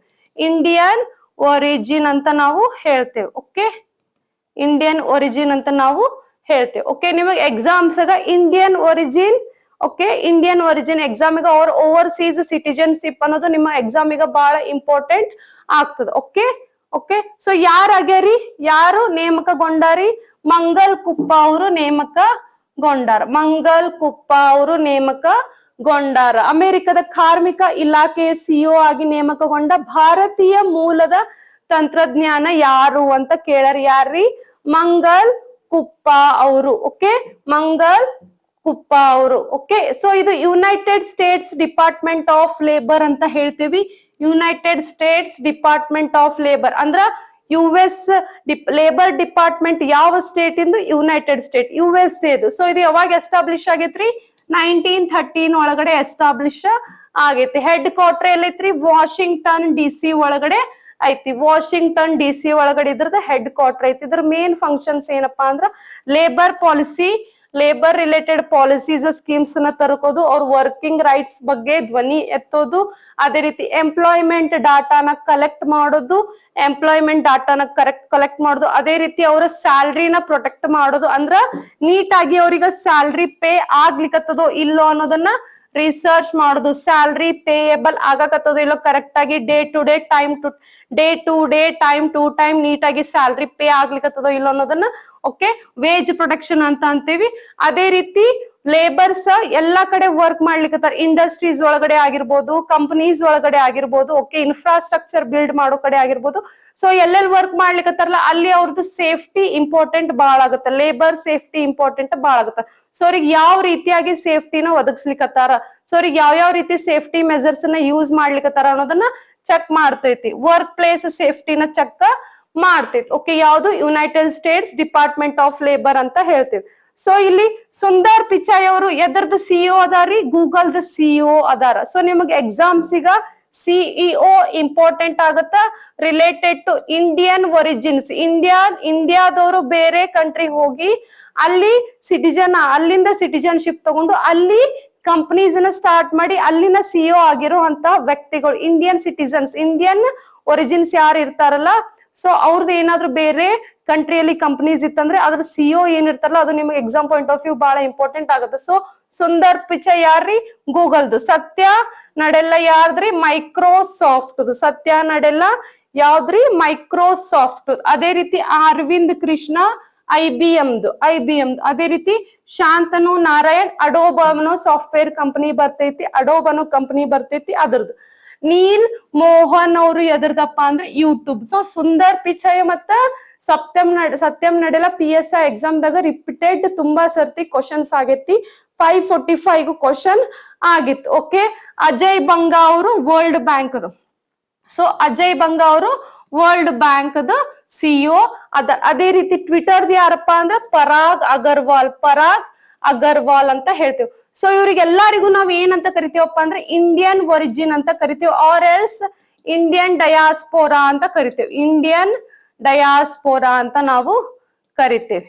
ಏನು ಇಂಡಿಯನ್ ಡಯಾಸ್ಪೋರಾ ಅಂತಂದ್ರ ನಮ್ಮ ಇಂಡಿಯಾದಾಗ ಹುಟ್ಟಿ ಬೆಳೆದು ಬೇರೆ ಕಂಟ್ರಿಗೆ ಹೋಗಿ ಸೆಟ್ಲ್ ಆದವ್ರಿಗೆ ನಾವ್ ಏನಂತೀವಿ? ಇಂಡಿಯನ್ ಡಯಾಸ್ಪೋರಾ ಅಂತ ಅಂತೀವಿ. ನೋಡ್ರಿ, Indian diaspora means people of Indian origin who live outside India and settled permanently in or temporary in other country ಅಂತ ಹೇಳ್ತೇವೆ. Okay, settled temporary or permanently in other country ಅಂತ ಹೇಳ್ತೀವಿ. ಅವ್ರಿಗೆ ನಾವ್ ಏನಂತೀವಿ? ಇಂಡಿಯನ್ ಡಯಾಸ್ಪೋರಾಸ್ ಅಂತ ಕರಿತೀವಿ. ಇಂಡಿಯನ್ ಡಯಾಸ್ಪೋರಾಸ್ ಅಂತ. ಸೊ ಈ ವ್ಯಕ್ತಿಗಳಿಗೆ ನಾವೆಲ್ಲಾನು ಏನಂತೀವಿ? ಇಂಡಿಯನ್ ಡಯಾಸ್ಪೋರಾಸ್ ಅಂತ. ಅಂದ್ರೆ ಇಂಡಿಯನ್ ಒರಿಜಿನ್, ಮೂಲತಃ ಭಾರತದವರಾಗಿದ್ದು ಬೇರೆ ಕಂಟ್ರಿಗೆ ಹೋಗಿ ಟೆಂಪ್ರರಿ ಆರ್ ಪರ್ಮನೆಂಟ್ಲಿ ಸೆಟಲ್ ಆದಂತ ವ್ಯಕ್ತಿಗಳಿಗೆ ನಾವೇನಂತೇವಿ? ಇಂಡಿಯನ್ ಡಯಾಸ್ಪೋರಾಸ್ ಅಂತ ಅಂತೇವಿ. ಓಕೆ, ಅಂದ್ರೆ ಲಿವಿಂಗ್ ಔಟ್ಸೈಡ್ ಇಂಡಿಯಾ ಬಿಟ್ಟು ಬೇರೆ ಎಲ್ಲೋ ಕಡೆ ಇವರು ಅದಾರ, ಅವ್ರ ಎಲ್ಸ್ ಅಲ್ಲಿ ಸೆಟ್ಲ್ ಆಗ್ಯಾರ. ಟೆಂಪ್ರರಿ ಇರ್ಬೋದು, ಇಟ್ ಮೇ ಬಿ ಪರ್ಮನೆಂಟ್ ಇರ್ಬೋದು. ಬಟ್ ನೀವು ಸೆಟ್ಲ್ ಅಲ್ಲ, ಟೆಂಪ್ರರಿ ಪರ್ಮನೆಂಟ್ ಇರ್ಬೇಕಂದ್ರೂ ನಿಮ್ಗೆ ಅಲ್ಲಿಂದ ಸಿಟಿಜನ್ಶಿಪ್ ಬೇಕಾಗ್ತದೆ. ಸೊ ಅಲ್ಲಿಂದ ಸಿಟಿಜನ್ಶಿಪ್ ಇವರು ತಗೊಂಡಿರ್ತಾರೆ. ಇದು ಏನೇನು ಇಂಡಿಯಾ ಡಯಾಸ್ಪೋರಾ ಏನೇನ್ ಯಾವ ವ್ಯಕ್ತಿಗಳನ್ನ ಇನ್ಕ್ಲೂಡ್ ಮಾಡ್ತದ ಅಂದ್ರೆ, ಒಂದು ಇಂಡಿಯನ್ ವರ್ಕಿಂಗ್ ಅರ್ಬಡ್, ಇಂಡಿಯಾದಂತಹ ವ್ಯಕ್ತಿಗಳು ವರ್ಕ್ ದಲ್ಲಿ ಅಬ್ರಾಡ್ ದಲ್ಲಿ ವರ್ಕ್ ಮಾಡ್ತಿರ್ತಾರ. ಸ್ಟೂಡೆಂಟ್ಸ್ ಅಬ್ರಾಡ್ ದಲ್ಲಿ ಸ್ಟಡಿ ಮಾಡುವಂತ ಸ್ಟೂಡೆಂಟ್ಸ್, ನಮ್ಮ ವಿದ್ಯಾರ್ಥಿಗಳೇ ಸ್ಟೂಡೆಂಟ್ಸ್ ಅಲ್ಲಿ ಸ್ಕಾಲರ್ಶಿಪ್ ಬೇಸ್ ಮೇಲೆ ಸ್ಟಡಿ ಮಾಡ್ತಿರ್ತಾರ. ಆಮೇಲೆ ಬಿಸ್ನೆಸ್ ಪೀಪಲ್ ಸೆಟಲ್ಡ್, ಬಿಸ್ನೆಸ್ ಮಾಡುವಂತ ವ್ಯಕ್ತಿಗಳು ಏನಾಗ್ತದ? ಬೇರೆ ಕಂಟ್ರಿಯಲ್ಲಿ ಸೆಟ್ಲ್ ಆಗಿರ್ತಾರ. ಅದೇ ರೀತಿ people whose ancestor migrated from India ಅಂತ ಹೇಳ್ತೇವೆ. ಫಾರ್ ಎಕ್ಸಾಂಪಲ್, ಈಗ ನಮ್ಮ ಪೇರೆಂಟ್ಸ್ ಏನಾದ್ರು ಇಂಡಿಯಾದಿಂದ ಏನು ಬೇರೆ ಕಂಟ್ರಿಗೆ ಮೈಗ್ರೇಟ್ ಆಗಿರ್ತಾರ. ಓಕೆ, ಸೊ ನಮ್ದು ಆನ್ಸಿಸ್ಟರ್ಸ್ ಇಂಡಿಯನ್ ಒರಿಜಿನ್ ಅಂದ್ರೆ, ಸೊ ನಾವು we also considered as a Indian origin. ನಮ್ದು ಮೂಲತಃ ಇಂಡಿಯಾ ಅಂತ ನಾವು ಹೇಳ್ತೇವೆ. ಓಕೆ, ಫಾರ್ ಎಕ್ಸಾಂಪಲ್ ನಾಳೆ ನಾವು ಸೆಟ್ಲ್ ಆದ್ವಿ ಅಂತಂದ್ರೆ ನಮ್ಮ ನೆಕ್ಸ್ಟ್ ಜನರೇಷನ್ ಅಂದ್ರೆ ನಮ್ಮ ಮಕ್ಕಳಿಗೂ ಏನಂತ ಕರಿತೀವಿ, Indian generation. Because their ancestor ಅಂತಂದ್ರೆ ದೇರ್ ಲೈಕ್ ಆನ್ಸೆಸ್ಟರ್ಸ್, ಅವ್ರ ಪೇರೆಂಟ್ಸ್ ಆಗಿರ್ಬೋದು, ಅವ್ರ ಅಜ್ಜ ಅಜ್ಜಿ ಆಗಿರೋರು ಮೂಲತಃ ಇಂಡಿಯಾದವರೇ ಆಗಿರ್ತಾರೆ, ಬಟ್ ಇಲ್ಲಿ ಬಂದು ಬೇರೆ ಕಂಟ್ರಿಗೆ ಬಂದು ಸೆಟ್ಲ್ ಆಗಿರ್ತಾರ ಅಂತ ನಾವು ಹೇಳ್ತೀವಿ. Okay, types of Indian ಡಯಾಸ್ಪೋರಾ. Indian ಡಯಾಸ್ಪೋರಾ 3 types ಅದಾವ. ಒಂದು NRI ಅಂತೆ, ಒಂದು PIO ಅಂತೆ, ಒಂದು OCI ಅಂತ ಕರಿತೇವೆ. ಓಕೆ, NRIs ಅಂದ್ರೆ ಏನು, ನಾನ್ ರೆಸಿಡೆಂಟ್ ಇಂಡಿಯನ್ ಅಂತ ಕರಿತೇವೆ. ನಾನ್ ರೆಸಿಡೆಂಟ್ ಇಂಡಿಯನ್ ಅಂತ ಕರಿತೇವೆ. ಅಂದ್ರ ರೆಸಿಡೆಂಟ್ ಅಂದ್ರೆ ನಮ್ಮ ಇಂಡಿಯಾದ ರೆಸಿಡೆಂಟೇ ಆಗಿರ್ತಾರ, ಅಂದ್ರೆ ಇವ್ರೇನು ನಮ್ಮ ಇಂಡಿಯಾದ ಸಿಟಿಜನ್ಸ್ ಆಗಿರ್ತಾರ, ಲಿವಿಂಗ್ ಇನ್ ಅಬ್ರಾಡ್, ಬೇರೆ ಕಂಟ್ರಿ ಒಳಗಡೆ ಇವರು ಇರ್ತಾರ. ಇಂಡಿಯನ್ ಸಿಟಿಜನ್ಸ್, ಬಟ್ ಇವರು ಬೇರೆ ಕಂಟ್ರಿ ಒಳಗಡೆ ಇರ್ತಾರ. ಸೊ ಇಂಡಿಯಾದೊಳಗೆ ಇರಂಗಿಲ್ಲ, ನಾನ್ ರೆಸಿಡೆಂಟ್ಸ್ ಆಫ್ ಇಂಡಿಯಾ ಅಂತ ಅಂತೀವಿ. Okay, example Indian working in Dubai. Indian working in Dubai ಅಂತ ಹೇಳ್ತೇವಿ. ಇಂಡಿಯಾದಂತ ವ್ಯಕ್ತಿಗಳು ಎಷ್ಟೋ ಜನ ಏನೇನೋ ಎಜುಕೇಶನ್ ಇಂಡಿಯಾದಾಗ ಮುಗಿಸ್ಕೊಂಡು ಬೇರೆ ಕಂಟ್ರಿಗ ಚಲೋ ಚಲೋ ಜಾಬಿಗ ಜಾಯ್ನ್ ಆಗಿ ಅಲ್ಲಿ ಹೋಗಿ ಅವರು ವರ್ಕ್ ಮಾಡ್ತಿರ್ತಾರೆ. ಫಾರ್ ಎಕ್ಸಾಂಪಲ್ ನೀವು ಅಂತಿರ್ತೀರಿ, ನಿಮ್ ಮನ್ಯಾಗಿನ ನಿಮ್ ಕಸಿನ್ಸ್ ಯಾರೇ ಆಗಿರ್ಬೋದು, ನಿಮ್ ಅಣ್ತಮ್ಗಳು ಯಾರೇ ಆಗಿರ್ಬೋದು, ಅಲ್ಲಿ ಹೋಗಿ ಕಂಪ್ನಿ ಒಳಗಡೆ ವರ್ಕ್ ಮಾಡ್ತಿರ್ತಾರೆ, ರೈಟ್? ಅಂದ್ರೆ ಅವ್ರು ಇಂಡಿಯಾದವ್ರೆ, but still they considered as a non residents ಅಂತ ಹೇಳ್ತೇವೆ. ಇಂಡಿಯಾ ಒಳಗಡೆ ಅವರು ಇಲ್ಲ, ಬೇರೆ ಕಂಟ್ರಿ ಒಳಗಡೆ ಅವ್ರು ಅದಾರ ಅಂತ ನಾವು ಹೇಳ್ತೇವೆ. Okay, person of Indian origin ಅಂತ ನಾವು ಹೇಳ್ತೇವೆ. Person of Indian origin.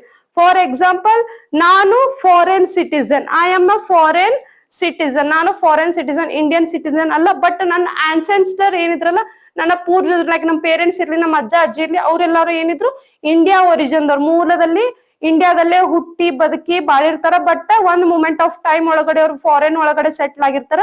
So ಅವ್ರ ಮಕ್ಕಳದಂತ ಮೊಮ್ಮಕ್ಕಳಾದಂತ ನಾವು ಫಾರಿನ್ ಸಿಟಿಜನ್ಶಿಪ್ ನ ತಗೊಂಡಿರ್ತೇವೆ, ಇಂಡಿಯನ್ ಸಿಟಿಜನ್ಶಿಪ್ ನ ತಗೊಳ್ಳೇವೆ. ಸೊ ಅಂತವ್ರಿಗೆ ಏನಂತೇವೆ ನಾವು ಪರ್ಸನ್ ಆಫ್ ಇಂಡಿಯನ್ ಒರಿಜಿನ್ ಅಂತ ಕರಿತೇವೆ. ಪರ್ಸನ್ ಆಫ್ ಇಂಡಿಯನ್ ಒರಿಜಿನ್ ಅಂತ ಕರಿತೇವೆ. Example, Indian origin persons in US. ಅದೇ ಹೇಳಿದ್ರಲ್ಲ, ನಮ್ಮ ಒರಿಜಿನ್ ಅಂದ್ರೆ ನಮ್ಮ ಮೂಲ ಎಲ್ಲ ಇಂಡಿಯಾದಲ್ಲೇ ಐತಿ, ಬಟ್ ನಾವಿರೋದು USA ಒಳಗಡೆ ಅಂತ ಹೇಳ್ತೇವೆ. ನೆಕ್ಸ್ಟ್ OCI ಅಂತ ಹೇಳ್ತೇವೆ. Overseas citizens of India. Overseas citizens of India ಅಂತಂದ್ರ foreign citizens with Indian origin. Foreign citizens with Indian origin given a special status ಅಂತ ಹೇಳ್ತೀವಿ. ಅಂದ್ರ ನಾವು ಇಂಡಿಯಾದಾಗೆ ಹುಟ್ಟಿ ಬಾಳಿ ಬದುಕಿರ್ತೀವಿ, ಬಟ್ ಬೇರೆ ಕಂಟ್ರಿಗೆ ಹೋಗಿ ಅಲ್ಲಿಂದ ಸಿಟಿಜನ್ಶಿಪ್ ನ ತಗೊಂಡು ಅಲ್ಲಿ ಬದುಕ್ತಿರ್ತೇವಿ. ಅಂತವ್ರಿಗೆ ಏನಂತೇವಿ, ಓವರ್ಸೀಸ್ ಸಿಟಿಜನ್ಸ್ ಅಂತ ಅಂತೀವಿ. ಅಂದ್ರೆ ನಾವೇನು ವಲಸೆ ಮಾಡಿರ್ತೀವಿ, ಇಂಡಿಯಾ ಬಿಟ್ಟು ಫಾರಿನ್ ಹೋಗಿ ಅಲ್ಲಿನ ಸಿಟಿಜನ್ಶಿಪ್ ಅಲ್ಲಿ ನಾವು ಬದುಕ್ತಿರ್ತೇವೆ. ಸೊ ಅದಕ್ಕೆ ಏನಂತೇವಿ, ಓವರ್ಸೀಸ್ ಸಿಟಿಸನ್ಸ್ ಆಫ್ ಇಂಡಿಯಾ. ಈ ಡಯಾಸ್ಪರಾ ಸಿಟಿಸನ್ಸ್ ಈ ಎದಕ್ಕೆ ಇಂಡಿಯಾಗೆ ಇಂಪಾರ್ಟೆಂಟ್ ಆಗ್ತಾರ ಅಂದ್ರೆ ರೆಮಿಟೆನ್ಸಸ್ ಅಂತ ಬರ್ತದೆ. ಅಂದ್ರೆ ನಮ್ ಇಂಡಿಯಾಕ ಅಲ್ಲಿನ ಮನಿ ನಮ್ ಇಂಡಿಯಾಕ್ ಏನ್ ಮಾಡ್ತಾರ, ಶೇರ್ ಮಾಡ್ತಾರ. ಫಾರ್ ಎಕ್ಸಾಂಪಲ್ ನಾನು ಓವರ್ಸೀಸ್ ಅಂದ್ರೆ ಫಾರಿನ್ ಕಂಟ್ರಿಯಲ್ಲಿ ವರ್ಕ್ ಮಾಡಕತ್ತೀನಿ ಅಂತಂದ್ರ ಅಲ್ಲಿ ದುಡ್ದಿರುವಂತ ಅಮೌಂಟ್ ನಾನ್ ಏನ್ ಮಾಡ್ತೀನಿ, ನಾ ಇಂಡಿಯಾದಾಗಿರುವಂತ ನನ್ನ ಫ್ಯಾಮಿಲಿಗೆ ಏನ್ ಮಾಡ್ತಿರ್ತೀನಿ, ಸಪ್ಲೈ ಮಾಡ್ತೀನಿ. ಅಂದ್ರೆ ನನ್ನ ಫ್ಯಾಮಿಲಿಗೆ ನಾನು ಅಮೌಂಟ್ ನ ಟ್ರಾನ್ಸ್ಫರ್ ಮಾಡ್ತಾ ಇರ್ತೀನಿ, ರೆಮಿಟೆನ್ಸಸ್ ಅಂತ. ಸೊ ನಮ್ಮ ಇಡೀ ದೇಶದ ಒಳಗಡೆನೆ ಹೈಯೆಸ್ಟ್ ರೆಮಿಟೆನ್ಸಸ್ ಸಪ್ಲೈ ಮಾಡ್ತಾ ಇರೋರು ಯಾರಪ್ಪ ಅಂದ್ರೆ ನಮ್ಮ ಇಂಡಿಯಾದವ್ರೆ ಅಂತ ಹೇಳ್ತೇವೆ. So number one in world remittances ಅಂತ. ಇಂಡಿಯಾ ನಂಬರ್ 1 ಐತಿ ಮನಿ ಸಪ್ಲೈ ಮಾಡೋದ್ರೊಳಗಡೆ, ಮನಿ ಇಂಡಿಯಾಕ ಸಪ್ಲೈ ಮಾಡೋದ್ರೊಳಗಡೆ ಇಂಡಿಯಾ ನಂಬರ್ 1 ರ್ಯಾಂಕಿಂಗ್ ಐತಿ. ಅದಕ್ಕೆ ನಾವೇನಂತೇವಿ, ರೆಮಿಟೆನ್ಸಸ್ ಅಂತ ಅಂತೀವಿ. ರೆಮಿಟೆನ್ಸಸ್ ಅಂತ ನಾವು ಅಂತೀವಿ. ಓಕೆ, ಅದಕ್ಕ ನೋಡ್ರಿ, ಈ ಸಿಟಿಜನ್ಶಿಪ್ ಮೂಲಕ ಒಳಗ ಒಂದ್ ಏನ್ ಮಾಡಿದ್ರು, ಪ್ರವಾಸಿ ಭಾರತೀಯ ದಿವಸ್ ಅಂತ ಹೇಳಿ ಆಚರಣೆ ಮಾಡ್ತೇವೆ. ಯಾವಾಗ ಜನವರಿ 9ಕ್ಕ ನಾವು ಆಚರಣೆ ಮಾಡ್ತೇವೆ. ಬಿಕಾಸ್ ಸೌತ್ ಆಫ್ರಿಕಾದಿಂದ ನಮ್ಮ ದೇಶದ ಲೆಜೆಂಡರಿ ವ್ಯಕ್ತಿ ಆದಂತಹ ಮಹಾತ್ಮ ಗಾಂಧೀಜಿಯವರು ಸೌತ್ ಆಫ್ರಿಕಾದಿಂದ ನಮ್ಮ ಇಂಡಿಯಾಗ ವಾಪಸ್ ಆಗಿದ್ರು.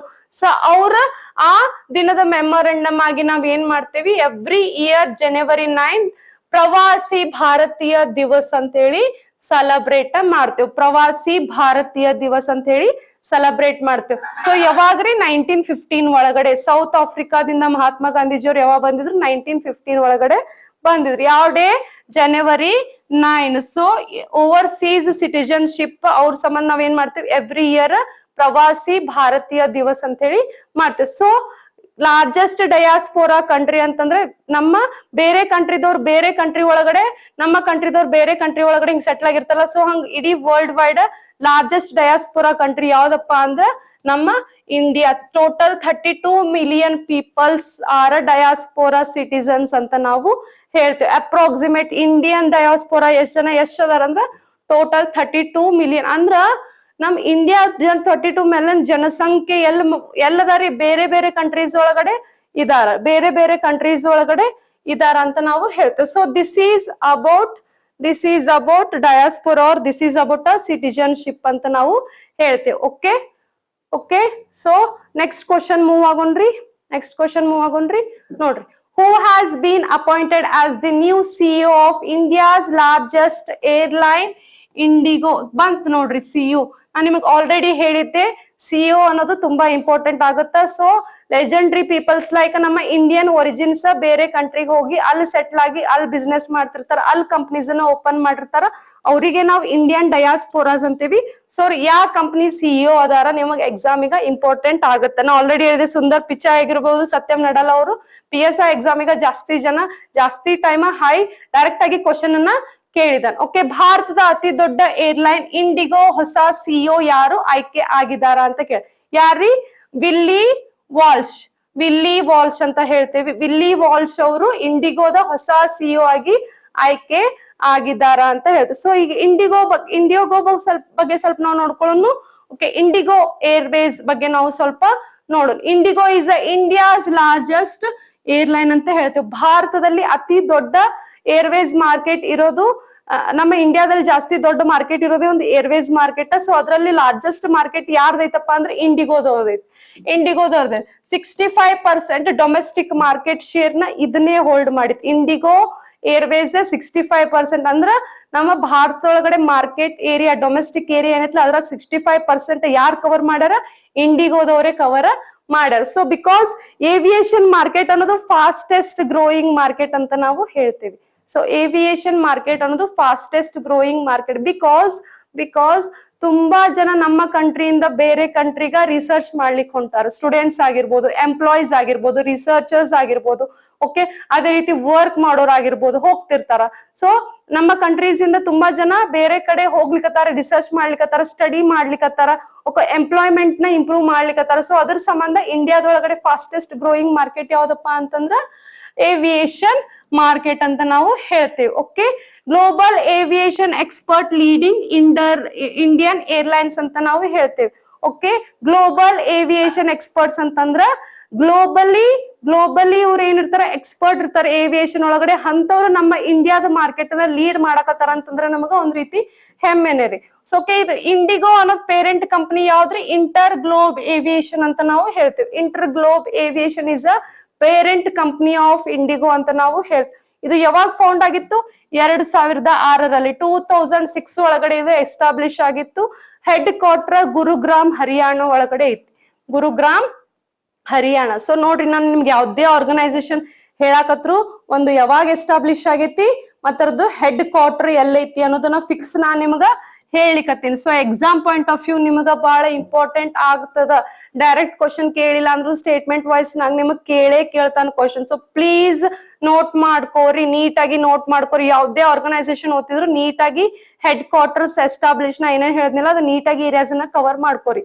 ಓಕೆ, 65% ಡೊಮೆಸ್ಟಿಕ್ ಮಾರ್ಕೆಟ್ ಶೇರ್ ಐತಿ. ಸೊ 350+ ಏರ್ಕ್ರಾಫ್ಟ್ಸ್ ಇಂಜಿನ್ಸ್ ಇದ್ರಲ್ಲಿ ಐತಿ. Okay, so destination 100+ domestic routes, domestic areas ಏನ್ ಮಾಡ್ತಾವು? ಫ್ಲೈ ಮಾಡ್ತಾವು ಅಂತ. ಇಂಟರ್ನ್ಯಾಷನಲ್ ರೂಟ್ಸ್ ಗೆ ಫ್ಲೈ ಮಾಡ್ತಾವು ಅಂತ ಹೇಳ್ತಾರೆ. ಯಾವ್ದು? ಇಂಡಿಗೋ ಏರ್ಲೈನ್ ಅಂತ ಹೇಳ್ತೀವಿ ನಾವು. ಓಕೆ, ಸೊ ಇದ್ರದ್ದು ಇಂಪಾರ್ಟೆಂಟ್ ಬಾಡೀಸ್, ಯಾವ್ದೇ ಏರ್ಲೈನ್ಸ್ ಇಂಪಾರ್ಟೆಂಟ್ ಬಾಡೀಸ್ ನಮ್ಮ ಇಂಡಿಯಾದೊಳಗಡೆ ಯಾವ್ದದಾವಪ್ಪ ಅಂತಂದ್ರೆ ಒಂದು DGCA, as I already said, ಇದೊಂದು ಸೇಫ್ಟಿ ರೆಗ್ಯುಲೇಷನ್ ಬಾಡಿ. ಯಾವ ಮಿನಿಸ್ಟ್ರಿ ಒಳಗಡೆ ಬರ್ತೈತಿ? ಮಿನಿಸ್ಟ್ರಿ ಆಫ್ ಸಿವಿಲ್ ಏವಿಯೇಷನ್ ಅಂತ ಹೇಳ್ತೇವಿ. ಇದ್ರದ್ದು ನ್ಯೂ ಡೆಲ್ಲಿ ಒಳಗಡೆ ಹೆಡ್ ಕ್ವಾರ್ಟರ್ ಐತಿ. 1970 ಒಳಗಡೆ ಇದು ಎಸ್ಟಾಬ್ಲಿಷ್ ಆಗಿತ್ತಂತ ಹೇಳಿದೆ. ನೋಡ್ರಿ, DGCA ಅಂದ್ರೆ ಏರ್ವೇಸ್ ಏರ್ಲೈನ್ಸ್ ಅಂದ್ರೆ 2 ಕರೆಂಟ್ ಅಫೇರ್ಸ್ ಕವರ್ಸ್ ಹೆಂಗ್ ನಿಮಗ್ ಲಿಂಕ್ ಅದು ಇಲ್ಲೇ ಗೊತ್ತಾಗ್ತದೆ. ಓಕೆ, ಸೊ ನೆಕ್ಸ್ಟ್ ಬಂದ್ಬಿಟ್ಟು airport authority of India, AAI ಅಂತ ಹೇಳ್ತೀವಿ. ಓಕೆ, ಇದು ಏರ್ಪೋರ್ಟ್ ಮತ್ತೆ ಟ್ರಾಫಿಕ್ ಅನ್ನ ಕಂಟ್ರೋಲ್ ಮಾಡ್ತದೆ. ಇಂಡಿಯಾದೊಳಗಡೆ ಟ್ರಾಫಿಕ್ ಕಂಟ್ರೋಲ್ ಮಾಡ್ತದೆ, ಏರ್ ಟ್ರಾಫಿಕ್ ಕಂಟ್ರೋಲ್ ಇದು ಮಾಡ್ತದೆ. ಅಂದ್ರ ಯಾವ್ಯಾವ ಏರ್ವೇಸ್ ಅಂದ್ರೆ ಎಷ್ಟು ಏರ್ವೇಸ್ ಯಾವ ಟೈಮ್ ನಾಗ ಹೊಂಟಾವ್, ಅಟ್ ಅ ಟೈಮ್ ಎಲ್ಲಾ ಸೇಮ್ ಏರ್ವೇಸ್ ಸೇಮ್ ನಾಗ ಹೋದ್ರ ಅಲ್ಲಿನೂ ಏನಾಗತ್ತ ಕ್ರಾಶಸ್ ಆಗ್ತಾವ್, ಕ್ಲಾಶಸ್ ಆಗ್ತದಂತ ನಾವ್ ಹೇಳ್ತೇವೆ. ಆಕ್ಸಿಡೆಂಟ್ಸ್ ಆಗೋ ಚಾನ್ಸಸ್ ಇರ್ತಾವ್, ಕ್ರಾಶಸ್ ಆಗೋ ಚಾನ್ಸಸ್ ಇರ್ತದಂತ ನಾವ್ ಹೇಳ್ತೇವೆ. ಸೊ ಅದಕ್ಕ ಏರ್ಪೋರ್ಟ್ಸ್ ಟೈಮಿಂಗ್ ಮತ್ತ ಏರ್ ಟ್ರಾಫಿಕ್ ನ ಯಾರ್ ಕಂಟ್ರೋಲ್ ಮಾಡ್ತಾರ್ರಿ? AAI ದವರು ಕಂಟ್ರೋಲ್ ಮಾಡ್ತಾರ. ಓಕೆ ಓಕೆ, ಇವ್ರ ಎಸ್ಟಾಬ್ಲಿಷ್ ಯಾವಾಗ ಆಗ್ಯಾರ್ರಿ? 1995 ಒಳಗಡೆ ಎಸ್ಟಾಬ್ಲಿಷ್ಡ್ ಆಗೈತ್. 1995 ಒಳಗಡೆ. ಯಾವ ministry? Ministry of civil aviation. Head quarter ಬಂದ್ಬಿಟ್ಟು ನ್ಯೂ ಡೆಲ್ಲಿ. ಹೆಡ್ ಕ್ವಾರ್ಟರ್ ಬಂದ್ಬಿಟ್ಟು ನ್ಯೂ ಡೆಲ್ಲಿ ಅಂತ ಹೇಳ್ತೀವಿ. ಓಕೆ, ಸೊ ನೆಕ್ಸ್ಟ್ ಬರೋದು bureau of civil aviation security ಅಂತ ಹೇಳ್ತೀವಿ. Bureau of civil aviation security ಅಂದ್ರ ಏರ್ಪೋರ್ಟ್ ಸೆಕ್ಯೂರಿಟಿ ಬಗ್ಗೆ ಯಾರು ಗಮನ ಹರಿಸ್ತಾರಂತಂದ್ರ ಸಿವಿಲ್ ಏವಿಯೇಷನ್ ಸೆಕ್ಯೂರಿಟಿ ಬ್ಯೂರೋದವರು ಗಮನ ಹರಿಸ್ತಾರ. 1987 ಒಳಗಡೆ ಎಸ್ಟಾಬ್ಲಿಷ್ ಆಗಿದೆ. ಏರ್ವೇಸ್ ರಿಲೇಟೆಡ್ ಯಾವೇ ಬರ್ಲಿ ಅವೆಲ್ಲ ಯಾವ ಮಿನಿಸ್ಟ್ರಿ ಒಳಗಡೆ ಬರ್ತಾವ? ಸಿವಿಲ್ ಏವಿಯೇಷನ್ ಮಿನಿಸ್ಟ್ರಿ ಒಳಗಡೆ. ಆಮೇಲೆ ಹೆಡ್ ಕ್ವಾರ್ಟರ್ ನ್ಯೂ ಡೆಲ್ಲಿನೇ ಇರುತ್ತೆ. ಹೆಡ್ ಕ್ವಾರ್ಟರ್ ನ್ಯೂ ಡೆಲ್ಲಿನೇ ಇರುತ್ತೆ. ಓಕೆ, ಗೊತ್ತಾಯ್ತು. ಸೊ ಇಂಡಿಗೋದ ಹೊಸ ಸಿಒ ಯಾರು ಆಯ್ಕೆ ಆಗ್ಯಾರ ಅನ್ನೋದು ಎಕ್ಸಾಮಿಗೆ ಅಷ್ಟೇ ಆಗಂಗಿಲ್ಲ. ಈ ಎಲ್ಲಾ ಟಾಪಿಕ್ಸ್ ನಿಮ್ಗೆ ಎಕ್ಸಾಮಿಗ ಇಂಪಾರ್ಟೆಂಟ್ ಆಗತ್ತ. ಓಕೆ, ವಿಲ್ಲಿ ವಾಲ್ಶ್ ಅಂತ ಹೇಳ್ತೇವೆ. ವಿಲ್ಲಿ ವಾಲ್ಶ್ ಅವರು ನ್ಯೂ ಸಿಇಒ ಆಗಿ ಆಯ್ಕೆ ಆಗ್ಯಾರ ಅಂತ ಹೇಳ್ತೇವೆ. ಓಕೆ, ನೆಕ್ಸ್ಟ್ ಕ್ವಶನ್ ನೋಡ್ರಿ. ನೆಕ್ಸ್ಟ್ ಕ್ವಶನ್ ನೋಡ್ರಿ. Who has been appointed as secretary of ministry of information and broadcasting ಅಂತ ಹೇಳ್ತೇವೆ. ಬ್ರಾಡ್ಕಾಸ್ಟಿಂಗ್ ಅಂತ ಹೇಳ್ತೇವೆ. ಓಕೆ ಓಕೆ, ಇನ್ಫಾರ್ಮೇಶನ್ ಬ್ರಾಡ್ಕಾಸ್ಟಿಂಗ್ ಇದು ನಿಮಗ ಮಾಹಿತಿ ತಂತ್ರಜ್ಞಾನ ತುಂಬಾ ಇಂಪಾರ್ಟೆಂಟ್ ಆಗುತ್ತೆ. ಮಾಹಿತಿ ಮತ್ತು ಪ್ರಸಾರ ಸಚಿವಾಲಯದ ಕಾರ್ಯದರ್ಶಿಯಾಗಿ ಯಾರು ನೇಮಕಗೊಂಡಿದ್ದಾರೆ ಅನ್ನೋದು ಎಕ್ಸಾಮಿಗ ಬಹಳ ಇಂಪಾರ್ಟೆಂಟ್ ಆಗ್ತದೆ. ಯಾರು ನೇಮಕಗೊಂಡಾರ್ರಿ? Ministry of information and broadcasting ಅಂತ ಹೇಳ್ತೇವೆ. ಮಾಹಿತಿ ಮತ್ತು ಇದು ಒಂದು ಮಿನಿಸ್ಟ್ರಿ. ಈ ಮಿನಿಸ್ಟ್ರಿದೇ ಕಾರ್ಯದರ್ಶಿಯಾಗಿ ಯಾರು ಆಯ್ಕೆಗೊಂಡಾರ? ಯಾರಿ? ಚಂಚಲ್ ಕುಮಾರ್. ನೋಡ್ರಿ, ನಾವು ಯಾವುದೇ ಆರ್ಗನೈಸೇಷನ್ ರಿಲೇಟೆಡ್ ಮಿನಿಸ್ಟ್ರಿ ಎಕ್ಸಾಮಿಗೆ ಬಹಳ ಇಂಪಾರ್ಟೆಂಟ್ ಅಂತ ಕೇಳಿದ್ವಿ. ಈಗ ನಮ್ಮ ಕರೆಂಟ್ ಅಫೇರ್ಸ್ ಏನ್ ಬಂದದ? ಅಪಾಯಿಂಟ್ಮೆಂಟ್ಸ್ ಒಳಗಡೆ ಆ ಮಿನಿಸ್ಟ್ರಿದೇ ಕಾರ್ಯದರ್ಶಿ ಯಾರಾಗ್ಯಾರ, ಸೆಕ್ರೆಟರಿ ಯಾರಾಗ್ಯಾರ ಅಂತ ಹೇಳಿ ಕೇಳ್ಯಾರ. ಯಾರಿ? ಚಂಚಲ್ ಕುಮಾರ್. ಯಾರಿ? ಚಂಚಲ್ ಕುಮಾರ್ ಅವರು ಆಯ್ಕೆ ಆಗಿದ್ದಾರೆ. ಓಕೆ, ಸೊ ನೋಡೋಣ ಬರ್ರಿ. ಕಂಟ್ರೋಲ್ ಇದು ಏನೇನ್ ಕಂಟ್ರೋಲ್ ಮಾಡ್ತದೆ? ಮಿನಿಸ್ಟ್ರಿ ಆಫ್ ಏನು ಮೀಡಿಯಾನ ಕಂಟ್ರೋಲ್ ಮಾಡ್ತೈತಿ. ಇದು ಏನ್ ಮಾಡ್ತೈತೆ? Media and information flow in ಇಂಡಿಯಾನ ಕಂಟ್ರೋಲ್ ಮಾಡ್ತದ. ನಮ್ಮ ಇಂಡಿಯಾದೊಳಗಡೆ ಏನೇನ್ ಇನ್ಫಾರ್ಮೇಶನ್ ಫ್ಲೋ ಆಗತ್ತದ? ಯಾರ ಥ್ರೂ ಫ್ಲೋ ಆಗತ್ತದ? ಮೀಡಿಯಾ ಥ್ರೂ ಫ್ಲೋ ಆಗತ್ತದ. ಅಂದ್ರೆ ಮೀಡಿಯಾ ಒಳಗೆ ಏನೇನ್ ಇನ್ಫಾರ್ಮೇಶನ್ ಫ್ಲೋ ಆಗ್ಬೇಕು, ಏನೇನ್ ಇನ್ಫಾರ್ಮೇಶನ್ ಫ್ಲೋ ಆಗ್ಬಾರ್ದು ಅನ್ನೋದನ್ನ ಈ ಮಿನಿಸ್ಟ್ರಿ ಕಂಟ್ರೋಲ್ ಮಾಡ್ತದೆ. ಅದೇ ರೀತಿ ಡಿಜಿಟಲ್ ಮೀಡಿಯಾ ರೆಗ್ಯುಲೇಷನ್ ಅನ್ನು ಕಂಟ್ರೋಲ್ ಮಾಡ್ತದೆ. ಡಿಜಿಟಲೈಸೇಷನ್ ಈಗ ನಮ್ಮ ಇಂಡಿಯಾ ಏನಾಗ್ತದ? ಫುಲ್ಲಿ ಡಿಜಿಟಲೈಸೇಷನ್ ಆಗ್ಲಿಕ್ಕತ್ತದ. ಅದ್ರ ಜೊತೆ ಆತ್ಮ ನಿರ್ಭರ್ ಭಾರತ್ ಆಗ್ಲಿಕ್ಕತ್ತದ ಅಂತ ನಾವು ಹೇಳ್ತೀವಿ. ಸೊ ಡಿಜಿಟಲ್ ಮೀಡಿಯಾನ ರೆಗ್ಯುಲೇಟ್ ಮಾಡ್ತೈತಿ ಇದು. ಓಕೆ, ಆಮೇಲೆ ಹ್ಯಾಂಡಲ್ಸ್ ಗೌರ್ಮೆಂಟ್ ಕಮ್ಯುನಿಕೇಶನ್ ಅಂತ ನಾವು ಹೇಳ್ತೇವೆ. ಹ್ಯಾಂಡಲ್ಸ್ ಗೌರ್ಮೆಂಟ್ ಕಮ್ಯುನಿಕೇಶನ್ ಅಂದ್ರ ಗೌರ್ಮೆಂಟ್ ಲೋಕಸಭೆ ರಾಜ್ಯಸಭೆಯಲ್ಲಿ ಯಾವ ರೀತಿ ಏನೇನ್ ಕಮ್ಯುನಿಕೇಶನ್ ನಡಿಲಿಕತ್ತಾವ, ಯಾವ ರೀತಿ ವಾದ ವಿವಾದಗಳು ನಡಿಲಿಕತ್ತಾವ, ಸೆಂಟ್ರಲ್ ಗೌರ್ಮೆಂಟ್ ಮೀಟಿಂಗ್ಸ್ ಆಗ್ತಿರ್ಬೋದು, ಸ್ಟೇಟ್ ಗೌರ್ಮೆಂಟ್ ಮೀಟಿಂಗ್ಸ್ ಆಗ್ತಿರ್ಬೋದು, ರಿಲೇಟೆಡ್ ಟು ಪಾಲಿಟಿಕ್ಸ್ ಅಂತ ನಾವು ಹೇಳ್ತೇವಿ. ಪಾಲಿಟಿಕ್ಸ್ ಅವ್ರ ಸ್ಕೀಮ್ಸ್ ಅಲ್ಲಿ ಏನೇನ್ ಕಮ್ಯುನಿಕೇಶನ್ ಆಗ್ಲಿಕತ್ತದ ಇದ್ರ ಎಲ್ಲಾರು ಯಾರು ಹ್ಯಾಂಡಲ್ ಮಾಡ್ತಾರ್ರಿ?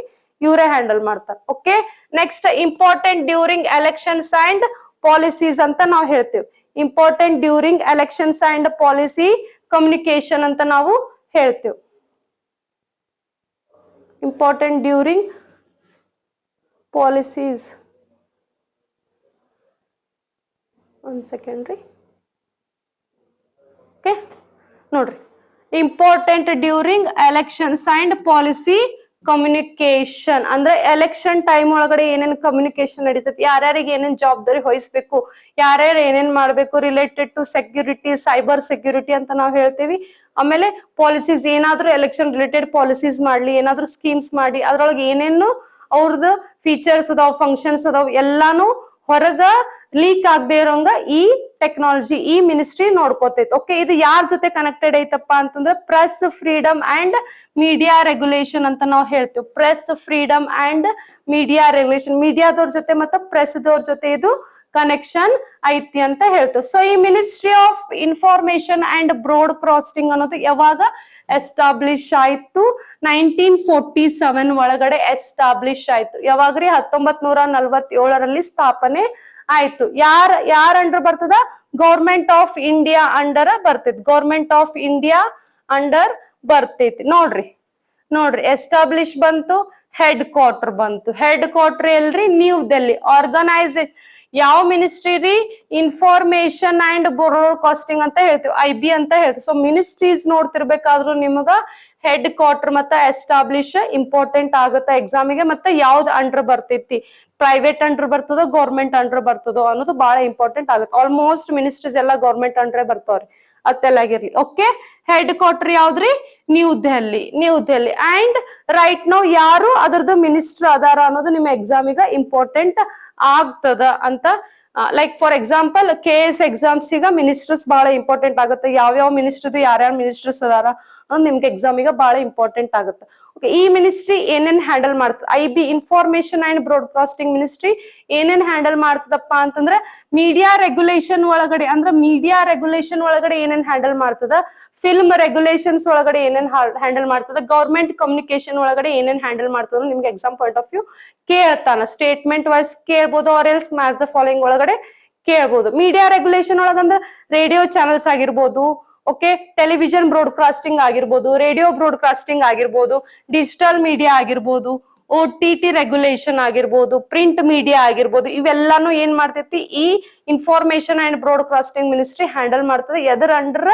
ಮೀಡಿಯಾ ರೆಗ್ಯುಲೇಷನ್ ಅಂಡರ್ ಇದು ಹ್ಯಾಂಡಲ್ ಮಾಡ್ತದೆ. ಅದೇ ರೀತಿ ಗೌರ್ಮೆಂಟ್ ಕಮ್ಯುನಿಕೇಶನ್ಸ್ ಒಳಗಡೆ ಏನೇನ್ ಹ್ಯಾಂಡಲ್ ಮಾಡ್ತೈತಪ್ಪ ಅಂತಂದ್ರ ಗೌರ್ಮೆಂಟ್ ಸ್ಕೀಮ್ಸ್ ಪಬ್ಲಿಸಿಟಿ ಮಾಡ್ಬೇಕಂದ್ರೆ, ಓಕೆ, ಬೇಟಿ ಬಚಾವ್ ಬೇಟಿ ಪಡಾವ್ ಒಂದು ಗೌರ್ಮೆಂಟ್ ಸ್ಕೀಮ್ ಐತಿ, ಅದು ಪಬ್ಲಿಸಿಟಿನ ನಾವ್ ಮಾಡ್ಬೇಕಂದ್ರೆ ಅದು ಪಬ್ಲಿಕ್ ಎಲ್ಲರಿಗೂ ಗೊತ್ತಾಗ್ಬೇಕು, ಅದ್ರ ಬಗ್ಗೆ ಅವೇರ್ನೆಸ್ ಮೂಡ್ಬೇಕು ಅನ್ನೋದ್ರ ಬಗ್ಗೆ ಇದು ಹ್ಯಾಂಡಲ್ ಮಾಡ್ತೈತಿ.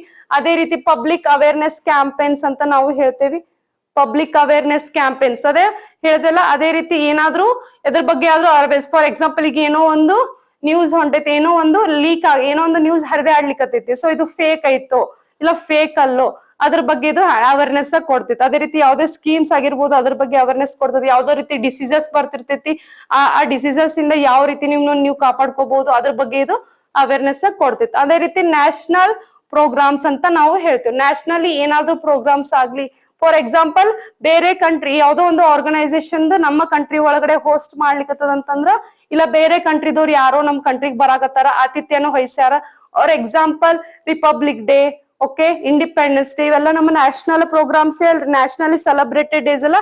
ಸೊ ಇದ್ರ ಬಗ್ಗೆ ಮಾಹಿತಿಗಳನ್ನ ಇದು ಕೊಡ್ತೈತಿ ಅಂತ ಹೇಳ್ತೇವೆ. ಸೊ ಫಿಲ್ಮ್ ಇಂಡಸ್ಟ್ರಿ ರೆಗ್ಯುಲೇಷನ್ ಅಂತ ಹೇಳಿದೆ. ಫಿಲ್ಮ್ ಇಂಡಸ್ಟ್ರಿ ಒಳಗಡೆ ಯಾವ ರೀತಿ ಕೆಲಸ ಮಾಡ್ತದೆ, ಫಿಲ್ಮ್ ನ ಸರ್ಟಿಫೈಡ್ ಮಾಡ್ತೈತಿ. ಅಂದ್ರೆ ಆ ಫಿಲ್ಮ್ ನಡಿಬೇಕೋ ನಡಿಬಾರ್ದು, ಓಕೆ, ಆ ಫಿಲ್ಮ್ ನಡಿಬೇಕೋ ನಡಿಬಾರ್ದು ಅನ್ನೋ ಸರ್ಟಿಫಿಕೇಟ್ ಕೊಡ್ತೇವೆ. ಅದು ಫಿಲ್ಮ್ ಪ್ರಮೋಷನ್ ಮಾಡ್ಬೇಕೋ ಮಾಡ್ಬಾರ್ದು ಅನ್ನೋದನ್ನ ಹೇಳ್ತೈತಿ.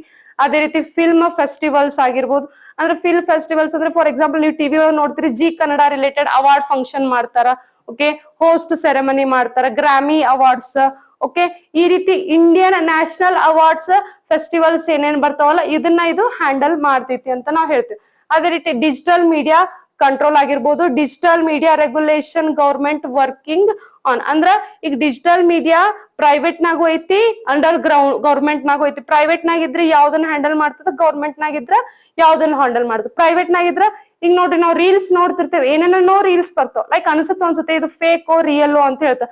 For example NASA deep sea exploration ಸದ್ಯಕ್ಕೆ ಸ್ಟಾಪ್ ಮಾಡಿದಂತಂದ್ರ ಎಷ್ಟೋ ರೀಲ್ಸ್ ಬರಾಗ್ತದ, ಅಲ್ಲಿ ನಾವ್ ಏನೇನೋ ಲೈಕ್ ಮರೈನ್ ಅನಿಮಲ್ಸ್, ಓಕೆ, ನಾಗಕನ್ಯರನ್ನ ನೋಡಾಕತ್ತೀವಿ, ಅವ್ರು ನೋಡಾತೀವಿ, ಇವ್ರು ನೋಡಾತೀವಿ ಅಂತೇಳಿ ಪಿಕ್ಚರ್ ಎಡಿಟ್ ಮಾಡಿ ಕಳಿಸ್ಲಿಕ್ಕತ್ತಾರ. ಓಕೆ, ಸೊ ಅದು ರಿಯಲ್ ಅಂದ್ರೆ ಕರೆನೇ ಐತೋ ಫೇಕ್ ಐತೋ ಅನ್ನೋದನ್ನ ಇದು ಏನ್ ಮಾಡ್ತೈತಿ ತೋರಿಸ್ಕೊಡ್ತದ ಅಂತ ಹೇಳ್ತೇವೆ. ಅದು ಅಂದ್ರೆ ಮೆಸೇಜ್ ಪಾಸ್ ಮಾಡ್ತಾರೆ, it is a fake, don't believe it ಅಂತ ಹೇಳಿ. ನಾವು ನಮ್ದು ಎಷ್ಟೋ ಫೇಕ್ ನ್ಯೂಸಸ್ ಬರ್ತಿರ್ತಾವು, ಯಾವ್ದೋ ರೀಲ್ಸ್ ಬರ್ತಿರ್ತಾವ, ಏನೋ ಫೋಟೋ ಎಡಿಟ್ ಮಾಡಿರ್ತಾರೆ, ಎಡಿಟ್ ಮಾಡಿರ್ತಾರ, ಓಕೆ, ಸೊ ಫೇಕ್ ಐತೋ ರಿಯಲ್ ಐತೋ ಅನ್ನೋದು ಇದು ನಮಗ ರಿಯಲ್ ನ್ಯೂಸ್ ಅನ್ನ ಕೊಡ್ತದ ಅಂತ ಹೇಳ್ತೀವಿ. ಓಕೆ, ಅದೇ ರೀತಿ ಫೇಕ್ ನ್ಯೂಸ್ ಕಂಟ್ರೋಲ್ ಮಾಡ್ತೈತಿ, ಸೋಷಿಯಲ್ ಮೀಡಿಯಾನ ಮಾನಿಟರ್ ಮಾಡ್ತೈತಿ. ಸೋಷಿಯಲ್ ಮೀಡಿಯಾ ಮಾನಿಟರ್ ಮಾಡ್ತದೆ, ಸೋಷಿಯಲ್ ಮೀಡಿಯಾದಾಗ ಏನೇನ್ ಆಗ್ಲಿಕ್ಕತ್ತೈತಿ ಅನ್ನೋದನ್ನ ಇದು ಮಾನಿಟರ್ ಆಗ್ತದೆ. Because now days social media advantages ಗಿಂತಲೂ ಡಿಸ್ಅಡ್ವಾಂಟೇಜಸ್ ಆಗಿ ಬಹಳ ಬಳಕೆ ಮಾಡ್ಲಿಕ್ಕತ್ತೇವ್. ಬಿಕಾಸ್ ನಿಮ್ಮ ಸೆಕ್ಯೂರಿಟಿ ತುಂಬಾ ಇಂಪಾರ್ಟೆಂಟ್ ಆಗುತ್ತೆ. ಸೋಷಿಯಲ್ ಮೀಡಿಯಾದೊಳಗಡೆ ನೀವು ಫೋಟೋಸ್ ಅಪ್ಲೋಡ್ ಮಾಡಿದ್ರ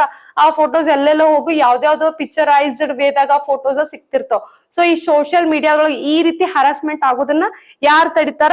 IB ದವರು ತಡಿತಾರ. ಓಕೆ, AI ಡೀಪ್ ಫೇಕ್ ಅದೇ ಹೇಳಿದ್ನಲ್ಲ, AI deep fake regulation new challenge ಐತಿ. ಓಕೆ, AI ಆರ್ಟಿಫಿಷಿಯಲ್ ಇಂಟೆಲಿಜೆನ್ಸ್ ಅಂತ ನಾವು ಹೇಳ್ತೀವಿ. ಈಗ ನಾವು AI ನ ಯೂಸ್ ಮಾಡ್ತೀವಿ, ಚಾಟ್ GPT ಯೂಸ್ ಮಾಡ್ತೀವಿ, ಜೆಮಿನಿ AI ನ ಯೂಸ್ ಮಾಡ್ತೀವಿ. ಅದ್ರೊಳಗೆ ಎಷ್ಟೊಂದು ಫೇಕ್ ನ್ಯೂಸ್ ಅನ್ನ ನಾವು ನೋಡ್ತೇವೆ. ಫೇಕ್ ನ್ಯೂಸ್ ಅನ್ನ, fake editing, okay, fake videos ಅನ್ನ ರೆಡಿ ಮಾಡೋದು, ಇವನ್ನೆಲ್ಲಾ ನೋಡ್ತಿರ್ತೇವೆ. ಓಕೆ, ಸೊ ಅದ್ರ ಬಗ್ಗೆ ಎಲ್ಲ ಇದು ಕಂಟ್ರೋಲ್ ಮಾಡ್ತೈತಿ. Okay, media freedom versus regulation data base ಅಂತ ನೋಡ್ತೇವೆ. ಓಕೆ, ಮೀಡಿಯಾಗ ಎಷ್ಟು ಫ್ರೀಡಮ್ ಕೊಟ್ಟಿರ್ತೇವಲ್ಲ, ಆ ಫ್ರೀಡಮ್ ಅನ್ನ ಅದನ್ನ ಯೂಸ್ ಮಾಡ್ಕೊಳಕತ್ತದೋ ಮಿಸ್ಯೂಸ್ ಮಾಡ್ಕೊಳಕತ್ತದೋ, ಯಾವ ರೀತಿಯಾದ ನ್ಯೂಸ್ ಪಬ್ಲಿಸಿಟಿಗ ಅವೇರ್ನೆಸ್ ಕೊಡ್ಲಿಕ್ಕತ್ತದ ಅನ್ನೋದ್ರ ಬಗ್ಗೆ ಇದು ಕಂಟ್ರೋಲ್ ಮಾಡ್ತೇವೆ. ಸೊ ನಿಮ್ಗೆ exam point of view information and broadcasting related some indexes ಬರ್ತಾವ. ಸೂಚಂಕಗಳು ಅಂತ ನಾವು ಹೇಳ್ತೇವೆ. ಸೂಚಂಕಗಳು ಅಂತ ನಾವು ಹೇಳ್ತೇವೆ.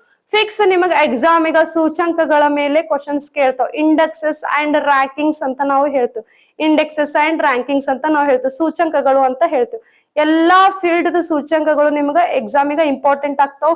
These indexes are directly connected to your SDG goals ಅಂತ ನಾವು ಹೇಳ್ತೇವೆ.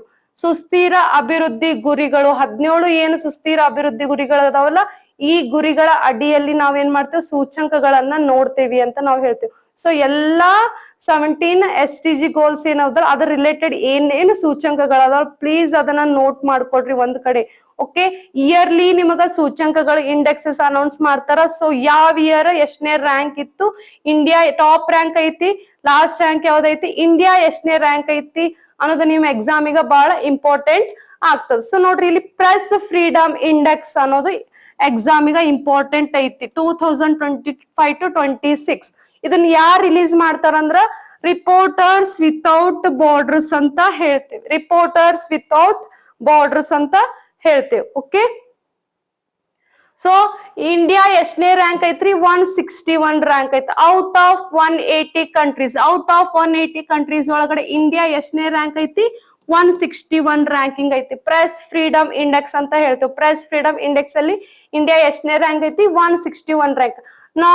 ಟಾಪ್ ಕಂಟ್ರೀಸ್ ಯಾವ್ಯಾವುದು, Norway, Denmark, Sweden. Norway, Denmark, Sweden. Okay, so ನಮ್ಮ ಇಂಡಿಯಾದ ರ್ಯಾಂಕಿಂಗ್ ಇತ್ತಂದ್ರೆ, ನಮ್ಮ ಇಂಡಿಯಾದ ನ್ಯೂಸ್ ನಾಗ ರ್ಯಾಂಕಿಂಗ್ ಒಂದ್ ವೇಳೆ ನಮ್ಮ ಇಂಡಿಯಾದು ಹೈ ರ್ಯಾಂಕಿಂಗ್ ನಾಗ ಇತ್ತು ಅಂತಂದ್ರ, ಸೊ ದಯಮಾಡಿ ಪ್ಲೀಸ್ ಇಂಡಿಯಾದ ನೇಬರ್ ಬಾರ್ಡರ್ ಕಂಟ್ರೀಸ್ ಯಾವ ಇರ್ತಲ್ಲ ಅವು ಎಷ್ಟನೇ ರ್ಯಾಂಕಿಂಗ್ ನಾವ್ ಅದ ಅನ್ನೋದು ಸ್ವಲ್ಪ ನಿಮ್ exam point of view important ಆಗ್ತದೆ.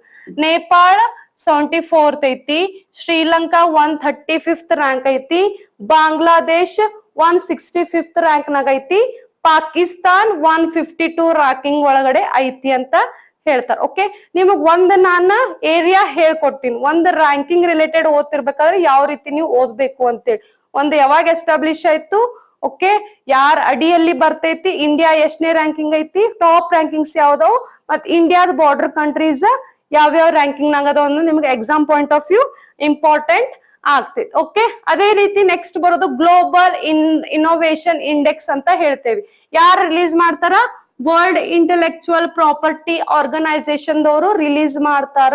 ಇದು ನಿಮಗೆ ಯಾರು ರಿಲೀಸ್ ಮಾಡ್ತಾರ ಅನ್ನೋದು ಎಕ್ಸಾಮಿಗ ಬಹಳ ಇಂಪಾರ್ಟೆಂಟ್ ಆಗ್ತದೆ. ಎಸ್ಪೆಷಲಿ ಗ್ಲೋಬಲ್ ಇನ್ನೋವೇಷನ್ ಇಂಡೆಕ್ಸ್ ನಿಮ್ಗ ಬಹಳ ಸತಿ ಎಕ್ಸಾಮ್ ನಾಗ ಕೇಳನ್, KS ಒಳಗಡೆನು ಕೇಳನ್ನ, PSI PC ಎಕ್ಸಾಮ್ಸಿಗೂ ಬಹಳ ಸತಿ ಕೇಳಣ. ಓಕೆ, ಸೊ ಇದೇ ನಿಮಗೆ ಎಕ್ಸಾಮಿಗ ಬಹಳ ಇಂಪಾರ್ಟೆಂಟ್ ಆಗುತ್ತೆ. ಗ್ಲೋಬಲ್ ಇನ್ನೋವೇಷನ್ ಇಂಡೆಕ್ಸ್ ಅಂತ ಹೇಳಿ ಯಾರ್ಯಾರಪ್ಪ ಅಂತಂದ್ರೆ World intellectual property Organisation main ಬರ್ತಾರ, ಮತ್ತೆ ಇನ್ನೊಂದೆರಡು ಯೂನಿವರ್ಸಿಟೀಸ್ ಬರ್ತಾವ. ಕಾರ್ನೆಲ್ ಯೂನಿವರ್ಸಿಟಿ ಅಂತ ಹೇಳ್ತೇವಿ, ಇನ್ಸೈಡ್ ಯೂನಿವರ್ಸಿಟಿ ಅಂತ ನಾವು ಹೇಳ್ತೇವೆ. ಇಂಡಿಯಾದ ಎಷ್ಟನೇ ರ್ಯಾಂಕ್ ಐತ್ರಿ, 39th ರ್ಯಾಂಕ್ ಐತಿ. 39th ರ್ಯಾಂಕ್ ಐತಿ. ನಿಮಗ ವರ್ಕ್ ಏನಪ್ಪಾ ಅಂದ್ರ ಬಾರ್ಡರ್ ಫಸ್ಟ್ ರ್ಯಾಂಕ್ ನಾಗ ಯಾರ ಅದಾರ, ಮತ್ತೆ ಲೀಸ್ಟ್ ರ್ಯಾಂಕ್ ನಾಗ ಯಾರ ಅದಾರ, ಮತ್ತೆ ಇಂಡಿಯಾದ ಬಾರ್ಡರ್ ಕಂಟ್ರೀಸ್ ಎಷ್ಟನೇ ರ್ಯಾಂಕ್ ನಾಗ ಅದಾವ ಅನ್ನೋದನ್ನ ನೀವ್ ಏನ್ ಮಾಡ್ರಿ, ಕಮೆಂಟ್ ಮೆಸೇಜ್ ಅನ್ನ ಪಾಸ್ ಮಾಡ್ರಿ. ನಾನ್ ನಿಮ್ಗೆ ಏನೇನ್ ಏರಿಯಾಸ್ ಹೇಳ್ತೀನ, ಪ್ಲೀಸ್ ಏನೇನ್ ನಿಮಗ್ ವರ್ಕ್ ಕೊಟ್ಟಿರ್ತೀನಿಲ್ಲ ಅದ್ರದ್ದು ಮೆಸೇಜ್ ಪಾಸ್ ಮಾಡ್ರಿ.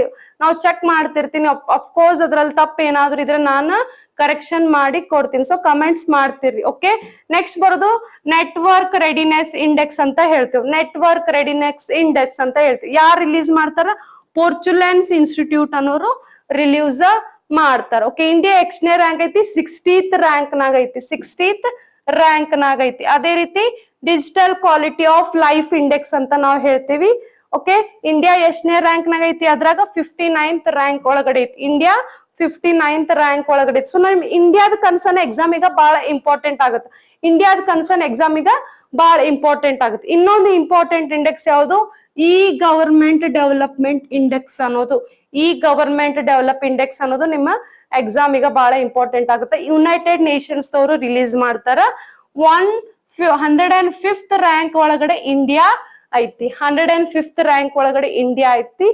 ಇನ್ನೊಂದು highly repeated and highly important world competitiveness index ಅಂತ ಹೇಳ್ತೀವಿ. ವರ್ಲ್ಡ್ ಕಾಂಪಿಟೇಟಿವ್ನೆಸ್ ಇಂಡೆಕ್ಸ್ ಅಂತ ಹೇಳ್ತೀವಿ. International institute for management development ದವರು ಇದನ್ನ ರಿಲೀಸ್ ಮಾಡಿದ್ದಾರೆ. International institute for management development ಅನ್ನೋರು ಇದನ್ನ ರಿಲೀಸ್ ಮಾಡ್ಯಾರ. ಇಂಡಿಯಾದ ಎಷ್ಟನೇ ರ್ಯಾಂಕ್ ಐತ್ರಿ? 40th ರ್ಯಾಂಕ್ ಐತಿ. ಇಂಡಿಯಾದು 40th ರ್ಯಾಂಕ್ ಐತಿ. So this is about rankings. So this is about rankings ಅಂತ ನಾವು ಹೇಳ್ತೇವೆ. ಇನ್ನೊಂದಿಷ್ಟು ರ್ಯಾಂಕಿಂಗ್ಸ್ ಬರ್ತಾವ. ವರ್ಲ್ಡ್ ಹ್ಯಾಪಿನೆಸ್ ಇಂಡೆಕ್ಸ್ ಆಗಿರ್ಬೋದು. ವರ್ಲ್ಡ್ ಹ್ಯಾಪಿನೆಸ್ ಇಂಡೆಕ್ಸ್ ಸ್ವಲ್ಪ ನೀವು ಇಂಡೆಕ್ಸಸ್ ಬಗ್ಗೆ ರ್ಯಾಂಕಿಂಗ್ಸ್ ಬಗ್ಗೆ ನೋಡ್ಕೋರಿ. ಓಕೆ, ನಾವು ಆಲ್ರೆಡಿ ಹೇಳ್ದ SDG ಗೋಲ್ಸ್ ಕನೆಕ್ಟ್ ಮಾಡ್ಕೋರಿ. SDG ಗೋಲ್ಸ್ ಕನೆಕ್ಟ್ ಮಾಡ್ಕೋರಿ. ಏನು 17 SDG ಗೋಲ್ಸ್ ಅದಾವಲ್ಲ related to poverty, zero hunger index ಆಗಿರ್ಬೋದು, infrastructure, innovation, target related, renewable energy sources related, emissions related ಎಷ್ಟೆಲ್ಲಾ ಇಂಡೆಕ್ಸಸ್ ಅದಾವಲ್ಲ ಈ ಇಂಡೆಕ್ಸಸ್ ಎಲ್ಲ ನಿಮ್ ಎಕ್ಸಾಮ್ ಈಗ ಹೈಲಿ ಇಂಪಾರ್ಟೆಂಟ್. ಹೈಲಿ ಅಂದ್ರ ಹೈಲಿ ಇಂಪಾರ್ಟೆಂಟ್. ಈ ಅಪ್ ಕಮಿಂಗ್ ಬರೋ ನೋಟಿಫಿಕೇಶನ್ಸ್ ಎಲ್ಲದಕ್ಕೂ ಫಿಕ್ಸ್ ಇಂಡೆಕ್ಸಸ್ ನಿಂದ 1 or 2 ಕ್ವಶನ್ಸ್ ಕಂಪಲ್ಸರಿ ಕೇಳ್ತಾರ. It may be in a direct question or it may be in a statement voice question ಅಂತ ನಾವು ಹೇಳ್ತೀವಿ. ಇಂಡೆಕ್ಸ್ ಅದೇ ರೀತಿ ಅಪಾಯಿಂಟ್ಮೆಂಟ್ಸ್ ಜೊತೆ ನಿಮ್ಗೆ ಎಕ್ಸಾಮ್ ಈಗ ಅವಾರ್ಡ್ಸ್ ಅನ್ನೋದು ಬಹಳ ಇಂಪಾರ್ಟೆಂಟ್ ಆಗತ್ತ. ಅಪಾಯಿಂಟ್ಮೆಂಟ್ಸ್ ಜೊತೆ ಲಿಟರೇಚರ್ ಅವಾರ್ಡ್ಸ್ ಅಂತ ನಾವು ಹೇಳ್ತೀವಿ. ಲಿಟರೇಚರ್ ಅವಾರ್ಡ್ಸ್, ಸಾಹಿತ್ಯ ಅಕಾಡೆಮಿ ಅವಾರ್ಡ್ಸ್ ಅಂತ ನಾವು ಹೇಳ್ತೇವೆ. ಸೊ ಅವಾರ್ಡ್ಸ್ ನಿಮ್ಮ ಎಕ್ಸಾಮ್ ಈಗ ಬಹಳ ಇಂಪಾರ್ಟೆಂಟ್ ಆಗತ್ತೆ. ಓಕೆ, ಪ್ಲೀಸ್ ಯಾವ್ದಾವ್ದ್ರ ಬಗ್ಗೆ ಏನೇನ್ ಏರಿಯಾಸ್ ಹೇಳಿನ ಇಂಡೆಕ್ಸಸ್ ಅಪಾಯಿಂಟ್ಮೆಂಟ್ಸ್ ಬತ್ತಂದ್ರ ಅಪಾಯಿಂಟ್ಮೆಂಟ್ಸ್ ಒಳಗಡೆ ಯಾವ ಆರ್ಗನೈಸೇಷನ್ ಇಂದ ಅಪಾಯಿಂಟ್ಮೆಂಟ್ ಆಗಿತ್ತಂದ್ರೆ ಆರ್ಗನೈಸೇಷನ್ ಎಸ್ಟಾಬ್ಲಿಷ್ ಯಾವಾಗ ಆಗೈತಿ, ಹೆಡ್ ಕ್ವಾರ್ಟರ್ ಎಲ್ಲೈತಿ ಅನ್ನೋದು ನಿಮ್ ಎಕ್ಸಾಮ್. ಮತ್ತ ಅದ್ರದ ಫೀಚರ್ ಆರ್ ಫಂಕ್ಷನ್ಸ್ ಏನೇನ್ ಐತಿ ಅನ್ನೋದು ಎಕ್ಸಾಮ್ ಪಾಯಿಂಟ್ ಆಫ್ ವ್ಯೂ ನಿಮ್ಗ ಬಹಳ ಇಂಪಾರ್ಟೆಂಟ್ ಆಗುತ್ತೆ. ಓಕೆ, ಅದೇ ರೀತಿ ಇಂಡೆಕ್ಸಸ್ ಸೂಚಂಕಗಳು ಬಂದು ಅಂತಂದ್ರೆ ಸೂಚಂಕಗಳನ್ನ ಯಾರ ರಿಲೀಸ್ ಮಾಡ್ಲಿಕ್ಕತ್ತಾರ, ಇಂಡಿಯಾ ಎಷ್ಟನೇ ರ್ಯಾಂಕಿಂಗ್ ಐತಿ, ಟಾಪ್ ರ್ಯಾಂಕಿಂಗ್ ನಾಗ ಯಾರ್ಯಾರು ಇದಾರ. ಓಕೆ, ಸೊ ಇಂಡಿಯಾದ ಬಾರ್ಡರ್ ಕಂಟ್ರೀಸ್ ಎಷ್ಟನೇ ರ್ಯಾಂಕಿಂಗ್ಸ್ ನಾಗ ಅದಾರ ನಿಮಗೆ ಎಕ್ಸಾಮ್ ಪಾಯಿಂಟ್ ಆಫ್ ವ್ಯೂ ಬಹಳ ಇಂಪಾರ್ಟೆಂಟ್. ಇಂಡಿಯಾ ಕನ್ಸರ್ನ್ ನೀವು ಜಾಸ್ತಿ ಫೋಕಸ್ ಮಾಡ್ಬೇಕಾಗಿರೋದು. ಇಂಡಿಯಾ ಕನ್ಸರ್ನ್ ಜಾಸ್ತಿ ಫೋಕಸ್ ಮಾಡ್ರಿ. ಯಾವುದೇ ಇಂಟರ್ನ್ಯಾಷನಲ್ ಕರೆಂಟ್ ಅಫೇರ್ಸ್ ಓದ್ತಿರ್ಬೇಕಾದ್ರ, IR ಇಂಟರ್ನ್ಯಾಷನಲ್ ರಿಲೇಷನ್ಸ್ ಓದ್ತಿರ್ಬೇಕಾದ್ರೆ ನಾವು ಆಲ್ರೆಡಿ ಹೇಳಿದೆ ಇಂಡಿಯನ್ ಡಯಾಸ್ಪೋರಾ ಅಂತ ನಾನು ಆಲ್ರೆಡಿ ಹೇಳಿದೆ. ಸೊ ಇಂಟರ್ನ್ಯಾಷನಲ್ ರಿಲೇಶನ್ಶಿಪ್ ಒಳಗಡೆ Indian diaspora is a very successful ಅಂತ ಹೇಳ್ತೇವೆ. It is a very successful ಅಂತ ಹೇಳ್ತೇವೆ. Because India is a top country ಅಂತ ನಾವು ಹೇಳ್ತೇವೆ. Number 1 country which gives remittances to India ಅಂತ ಅಂತೇವೆ. ಅಂದ್ರೆ ನಮ್ಮ ಬೇರೆ ಕಂಟ್ರಿದಲ್ಲಿ ವರ್ಕ್ ಮಾಡ್ಕೋತ ನಮ್ಮ ಇಂಡಿಯಾದಾಗ ಇರೋರಿಗ ಮನಿ ಟ್ರಾನ್ಸ್ಫರ್ ಮಾಡ್ತಾ ಇರೋದ್ರೊಳಗಡೆ ನಮ್ಮ ಇಂಡಿಯಾ ಫಸ್ಟ್ ಕಂಟ್ರಿ ಅಂತ. Because 32 million peoples Indian origin ಇರೋ 32 ಮಿಲಿಯನ್ ಪೀಪಲ್ಸ್ ಬೇರೆ ಬೇರೆ ಕಂಟ್ರಿ ಒಳಗಡೆ ವರ್ಕ್ ಮಾಡ್ಲಿಕ್ಕತ್ತಾರ ಅಂತಂದ್ರ ಅದು ಒಂದ್ ರೀತಿ ನಮಗ್ ಹೆಮ್ಮೆನೇ ಅಲ್ರಿ. ಅಂದ್ರೆ ನಮ್ಮ ಭಾರತದಲ್ಲಿ ಎಷ್ಟು ಜನ ಬುದ್ಧಿವಂತರು ಇದಾರ, ಎಷ್ಟು ಜನ ರಿಸರ್ಚ್ ಫೆಲೋಸ್ ಇದಾರ ಅಂತ ನಾವು ಹೇಳ್ಬೋದು. ರಿಸರ್ಚ್ ಫೆಲೋಸ್, ಬಿಸ್ನೆಸ್ ಇರ್ತಾರ, ಲೈಕ್ ಬ್ಯೂರೋಕ್ರಾಟ್ಸ್ ಇರ್ತಾರ, ಏನೋ ಒಂದು ಬಿಸ್ನೆಸ್ ಮಾಡುವಂತ ಪೀಪಲ್ಸ್ ಅಲ್ಲಿ ಹೋಗಿ ಕಂಪ್ನಿ ಹಾಕಿ ಸೆಟ್ಲ್ ಆಗ್ಯಾರ ಅಂತಂದ್ರ ಅದು ನಮ್ಮ ಭಾರತಕ್ಕೆ ಒಂದು ಹೆಮ್ಮೆಯ ವಿಷಯ ರೀ. ಸೊ ಇಂಡಿಯನ್ ಡಯಾಸ್ಪೋರಾ ಅನ್ನೋದು ಬಹಳ ಸಕ್ಸಸ್ ಆಗೈತೆ ವಿತ್ ಕನ್ಸರ್ನ್ ಟು ಇಂಡಿಯಾ ಅಂತ ನಾವು ಹೇಳ್ತೇವೆ. ಸೊ ಈ ಏರಿಯಾಸ್ ಏನೇನ್ ಹೇಳಿಲ್ಲ ಇವತ್ತ ನಿಮಗ ಕರೆಂಟ್ ಅಫೇರ್ಸ್ ಕ್ಲಾಸ್ ಒಳಗಡೆ ಇವತ್ತು ಕವರ್ ಮಾಡುವಂತ ಕ್ವಶನ್ಸ್ ಒಳಗಡೆ ನಿಮಗೆ ಏನೇನ್ ಏರಿಯಾಸ್ ಕವರ್ ಮಾಡ್ಕೊಟ್ಟಿಲ್ಲ ಪ್ಲೀಸ್ ಕವರ್ ಮಾಡ್ಕೋರಿ. ನೀಟಾಗಿ ಅಪಾಯಿಂಟ್ಮೆಂಟ್ ಸಪ್ರೇಟ್ ಪೇಜ್ ಮಾಡ್ಕೋರಿ, ಇಂಡೆಕ್ಸ್ ಸಪ್ರೇಟ್ ಪೇಜ್ ಮಾಡ್ಕೋರಿ, ಅವಾರ್ಡ್ಸ್ ಸಪ್ರೇಟ್ ಪೇಜ್ ಮಾಡ್ಕೋರಿ. Okay, so today's class regarding appointments. Hope ನಾಳೆ ಕ್ಲಾಸ್ನಾಗ ಒಂದಿಷ್ಟು ಅವಾರ್ಡ್ಸ್ ರಿಲೇಟೆಡ್ ಏನಾದ್ರು ಕ್ವಶನ್ಸ್ ಅನ್ನ ತಗೊಂಡ್ ಬರೋಣ. ಸೊ ನಿಮ್ಗೆ ಆಲ್ಮೋಸ್ಟ್ ನಾನ್ ಡಿಫ್ರೆಂಟ್ ಏರಿಯಾಸ್ ಒಳಗಡೆ ಏನ್ ಮಾಡಕತ್ತೀನಿ, ಕ್ವಶನ್ಸ್ ಅನ್ನ ಕೊಡ್ಲಿಕ್ಕತ್ತೀನಿ. ಅಂದ್ರೆ ಡಿಫ್ರೆಂಟ್ ಏರಿಯಾಸ್ ನ ಕ್ವಶನ್ಸ್, ಕರೆಂಟ್ ಅಫೇರ್ಸ್ ಕ್ವಶನ್ಸ್ ಅನ್ನ ಫ್ರೇಮ್ ಮಾಡ್ಲಿಕ್ಕತ್ತೀನಿ. ಬಿಕಾಸ್ ಎಲ್ಲಾ ಏರಿಯಾಸ್ದಾಗು ಯಾವ ರೀತಿ ಓದ್ಬೇಕು, ಎಕ್ಸಾಮ್ ಪರ್ಸ್ಪೆಕ್ಟಿವ್ ಯಾವ್ಯಾವ ಎಕ್ಸಾಮ್ ಯಾವ ರೀತಿ ಕ್ವಶನ್ಸ್ ಅನ್ನ ಕೇಳ್ತಾರ ಅನ್ನೋದು ನಿಮಗ್ ಐಡಿಯಾ ಸಿಗ್ಲಿ ಅನ್ನೋ ಸಂಬಂಧ ನಾ ಬೇರೆ ಏರಿಯಾಸ್ ಇಂದ ಕರೆಂಟ್ ಅಫೇರ್ಸ್ ಅನ್ನ ತಗೊಂಡ್ ಬಂದು ನಿಮ್ಗ ಕವರ್ ಮಾಡ್ಲಿಕತ್ತೀನಿ. ಹೋಪ್ ಓಲ್ಡ್ ಕ್ಲಾಸಸ್ ಯಾರ್ಯಾರು ನೋಡಿಲ್ಲ ನೋಡ್ಕೊಂಡ್ ಬರ್ರಿ, ಬಿಕಾಸ್ ಓಲ್ಡ್ ಕ್ಲಾಸಸ್ ನೋಡ್ಲಾರ್ದವ್ರೀಗ ಸಡನ್ ಕ್ಲಾಸ್ ಇವತ್ತಿನ ಕ್ಲಾಸ್ ನೋಡಿದ್ರ ನೀಟ್ ಆಗಿ ಅರ್ಥ ಆಗಂಗಿಲ್ಲ. ಬಿಕಾಸ್ ನಾ ನಿಮ್ಗ ಒಂದಿಷ್ಟು ಏರಿಯಾಸ್ ಓಲ್ಡ್ ಕ್ಲಾಸಸ್ ಅಲ್ಲೇ ಹೇಳಿದೀನಿ, ಇವತ್ತ ನ್ಯೂ ಏರಿಯಾಸ್ ಹೇಳಾಕತ್ತೀನಿ ಅಂದ್ಮೇಲೆ ಓಲ್ಡ್ ಕ್ಲಾಸಸ್ ಯಾರ್ಯಾರು ನೋಡಿಲ್ಲ ನೋಡ್ರಿ, ಸೀರಿಯಸ್ ಆಗ್ರಿ. ಓಕೆ, ಟೈಮ್ ವೇಸ್ಟ್ ಮಾಡ್ಬ್ಯಾಡ್ರಿ, ಸೀರಿಯಸ್ ಆಗ್ರಿ. ಏನೋ ಹೆಂಗ ಇಲ್ಲಿ ಅಪಾಯಿಂಟ್ಮೆಂಟ್ಸ್ ಆಗತ್ತಲ್ಲ, ನಿಮ್ದು ಅಪಾಯಿಂಟ್ಮೆಂಟ್ ಆಗ್ಬೇಕು ಅಂದ್ರ ನೀವು ಸೀರಿಯಸ್ ಆಗಿ ಇವಾಗಿಂದಾನೇ ವರ್ಕ್ ಮಾಡ್ಲಿ. ಈಗ ನಾಳೆ ಎಕ್ಸಾಮ್ ಇಟ್ಟ ತಕ್ಷಣ ನೀವೇನೆಲ್ಲಾ ಪ್ರಿಪೇರ್ ಆಗೇ ಬಿಟ್ಟಿರೇನ್? ಇಲ್ಲಲ್ಲ, ಎಲ್ಲಾ ರೆಡಿನೇ ಅದ್ ಬಿಟ್ರಿ. ಎಲ್ಲಾ ಸಬ್ಜೆಕ್ಟ್, ಎಲ್ಲಾ ಕರೆಂಟ್ ಅಫೇರ್ಸ್ 2 years ಮಿನಿಮಮ್ ನೀವು 2 year ಕರೆಂಟ್ ಅಫೇರ್ಸ್ ಆದ್ರೂ ಕವರ್ ಮಾಡ್ಕೋರಿ. ಯಾವ್ದೇ ಎಕ್ಸಾಮ್ ಬರ್ಲಿ ಮಿನಿಮಮ್ 2 year ಕರೆಂಟ್ ಅಫೇರ್ಸ್ ಆದ್ರೂ ನೀವು ಕವರ್ ಇರ್ಬೇಕು. ಅದಕ್ಕ ನಾನ್ ನಿಮ್ಗೆ ಹೇಳಾಕತ್ತೀನಿ, day to day current affairs ಗಿಂತ ಟಾಪಿಕ್ ವೈಸ್ ಕರೆಂಟ್ ಅಫೇರ್ಸ್ ನೀಟಾಗಿ ಓದ್ಕೊಳ್ರಿ. Okay, let's continue tomorrow. Okay, take care, bye bye, see you. Stay tuned with our classic educational YouTube channel. Okay, bye, take care.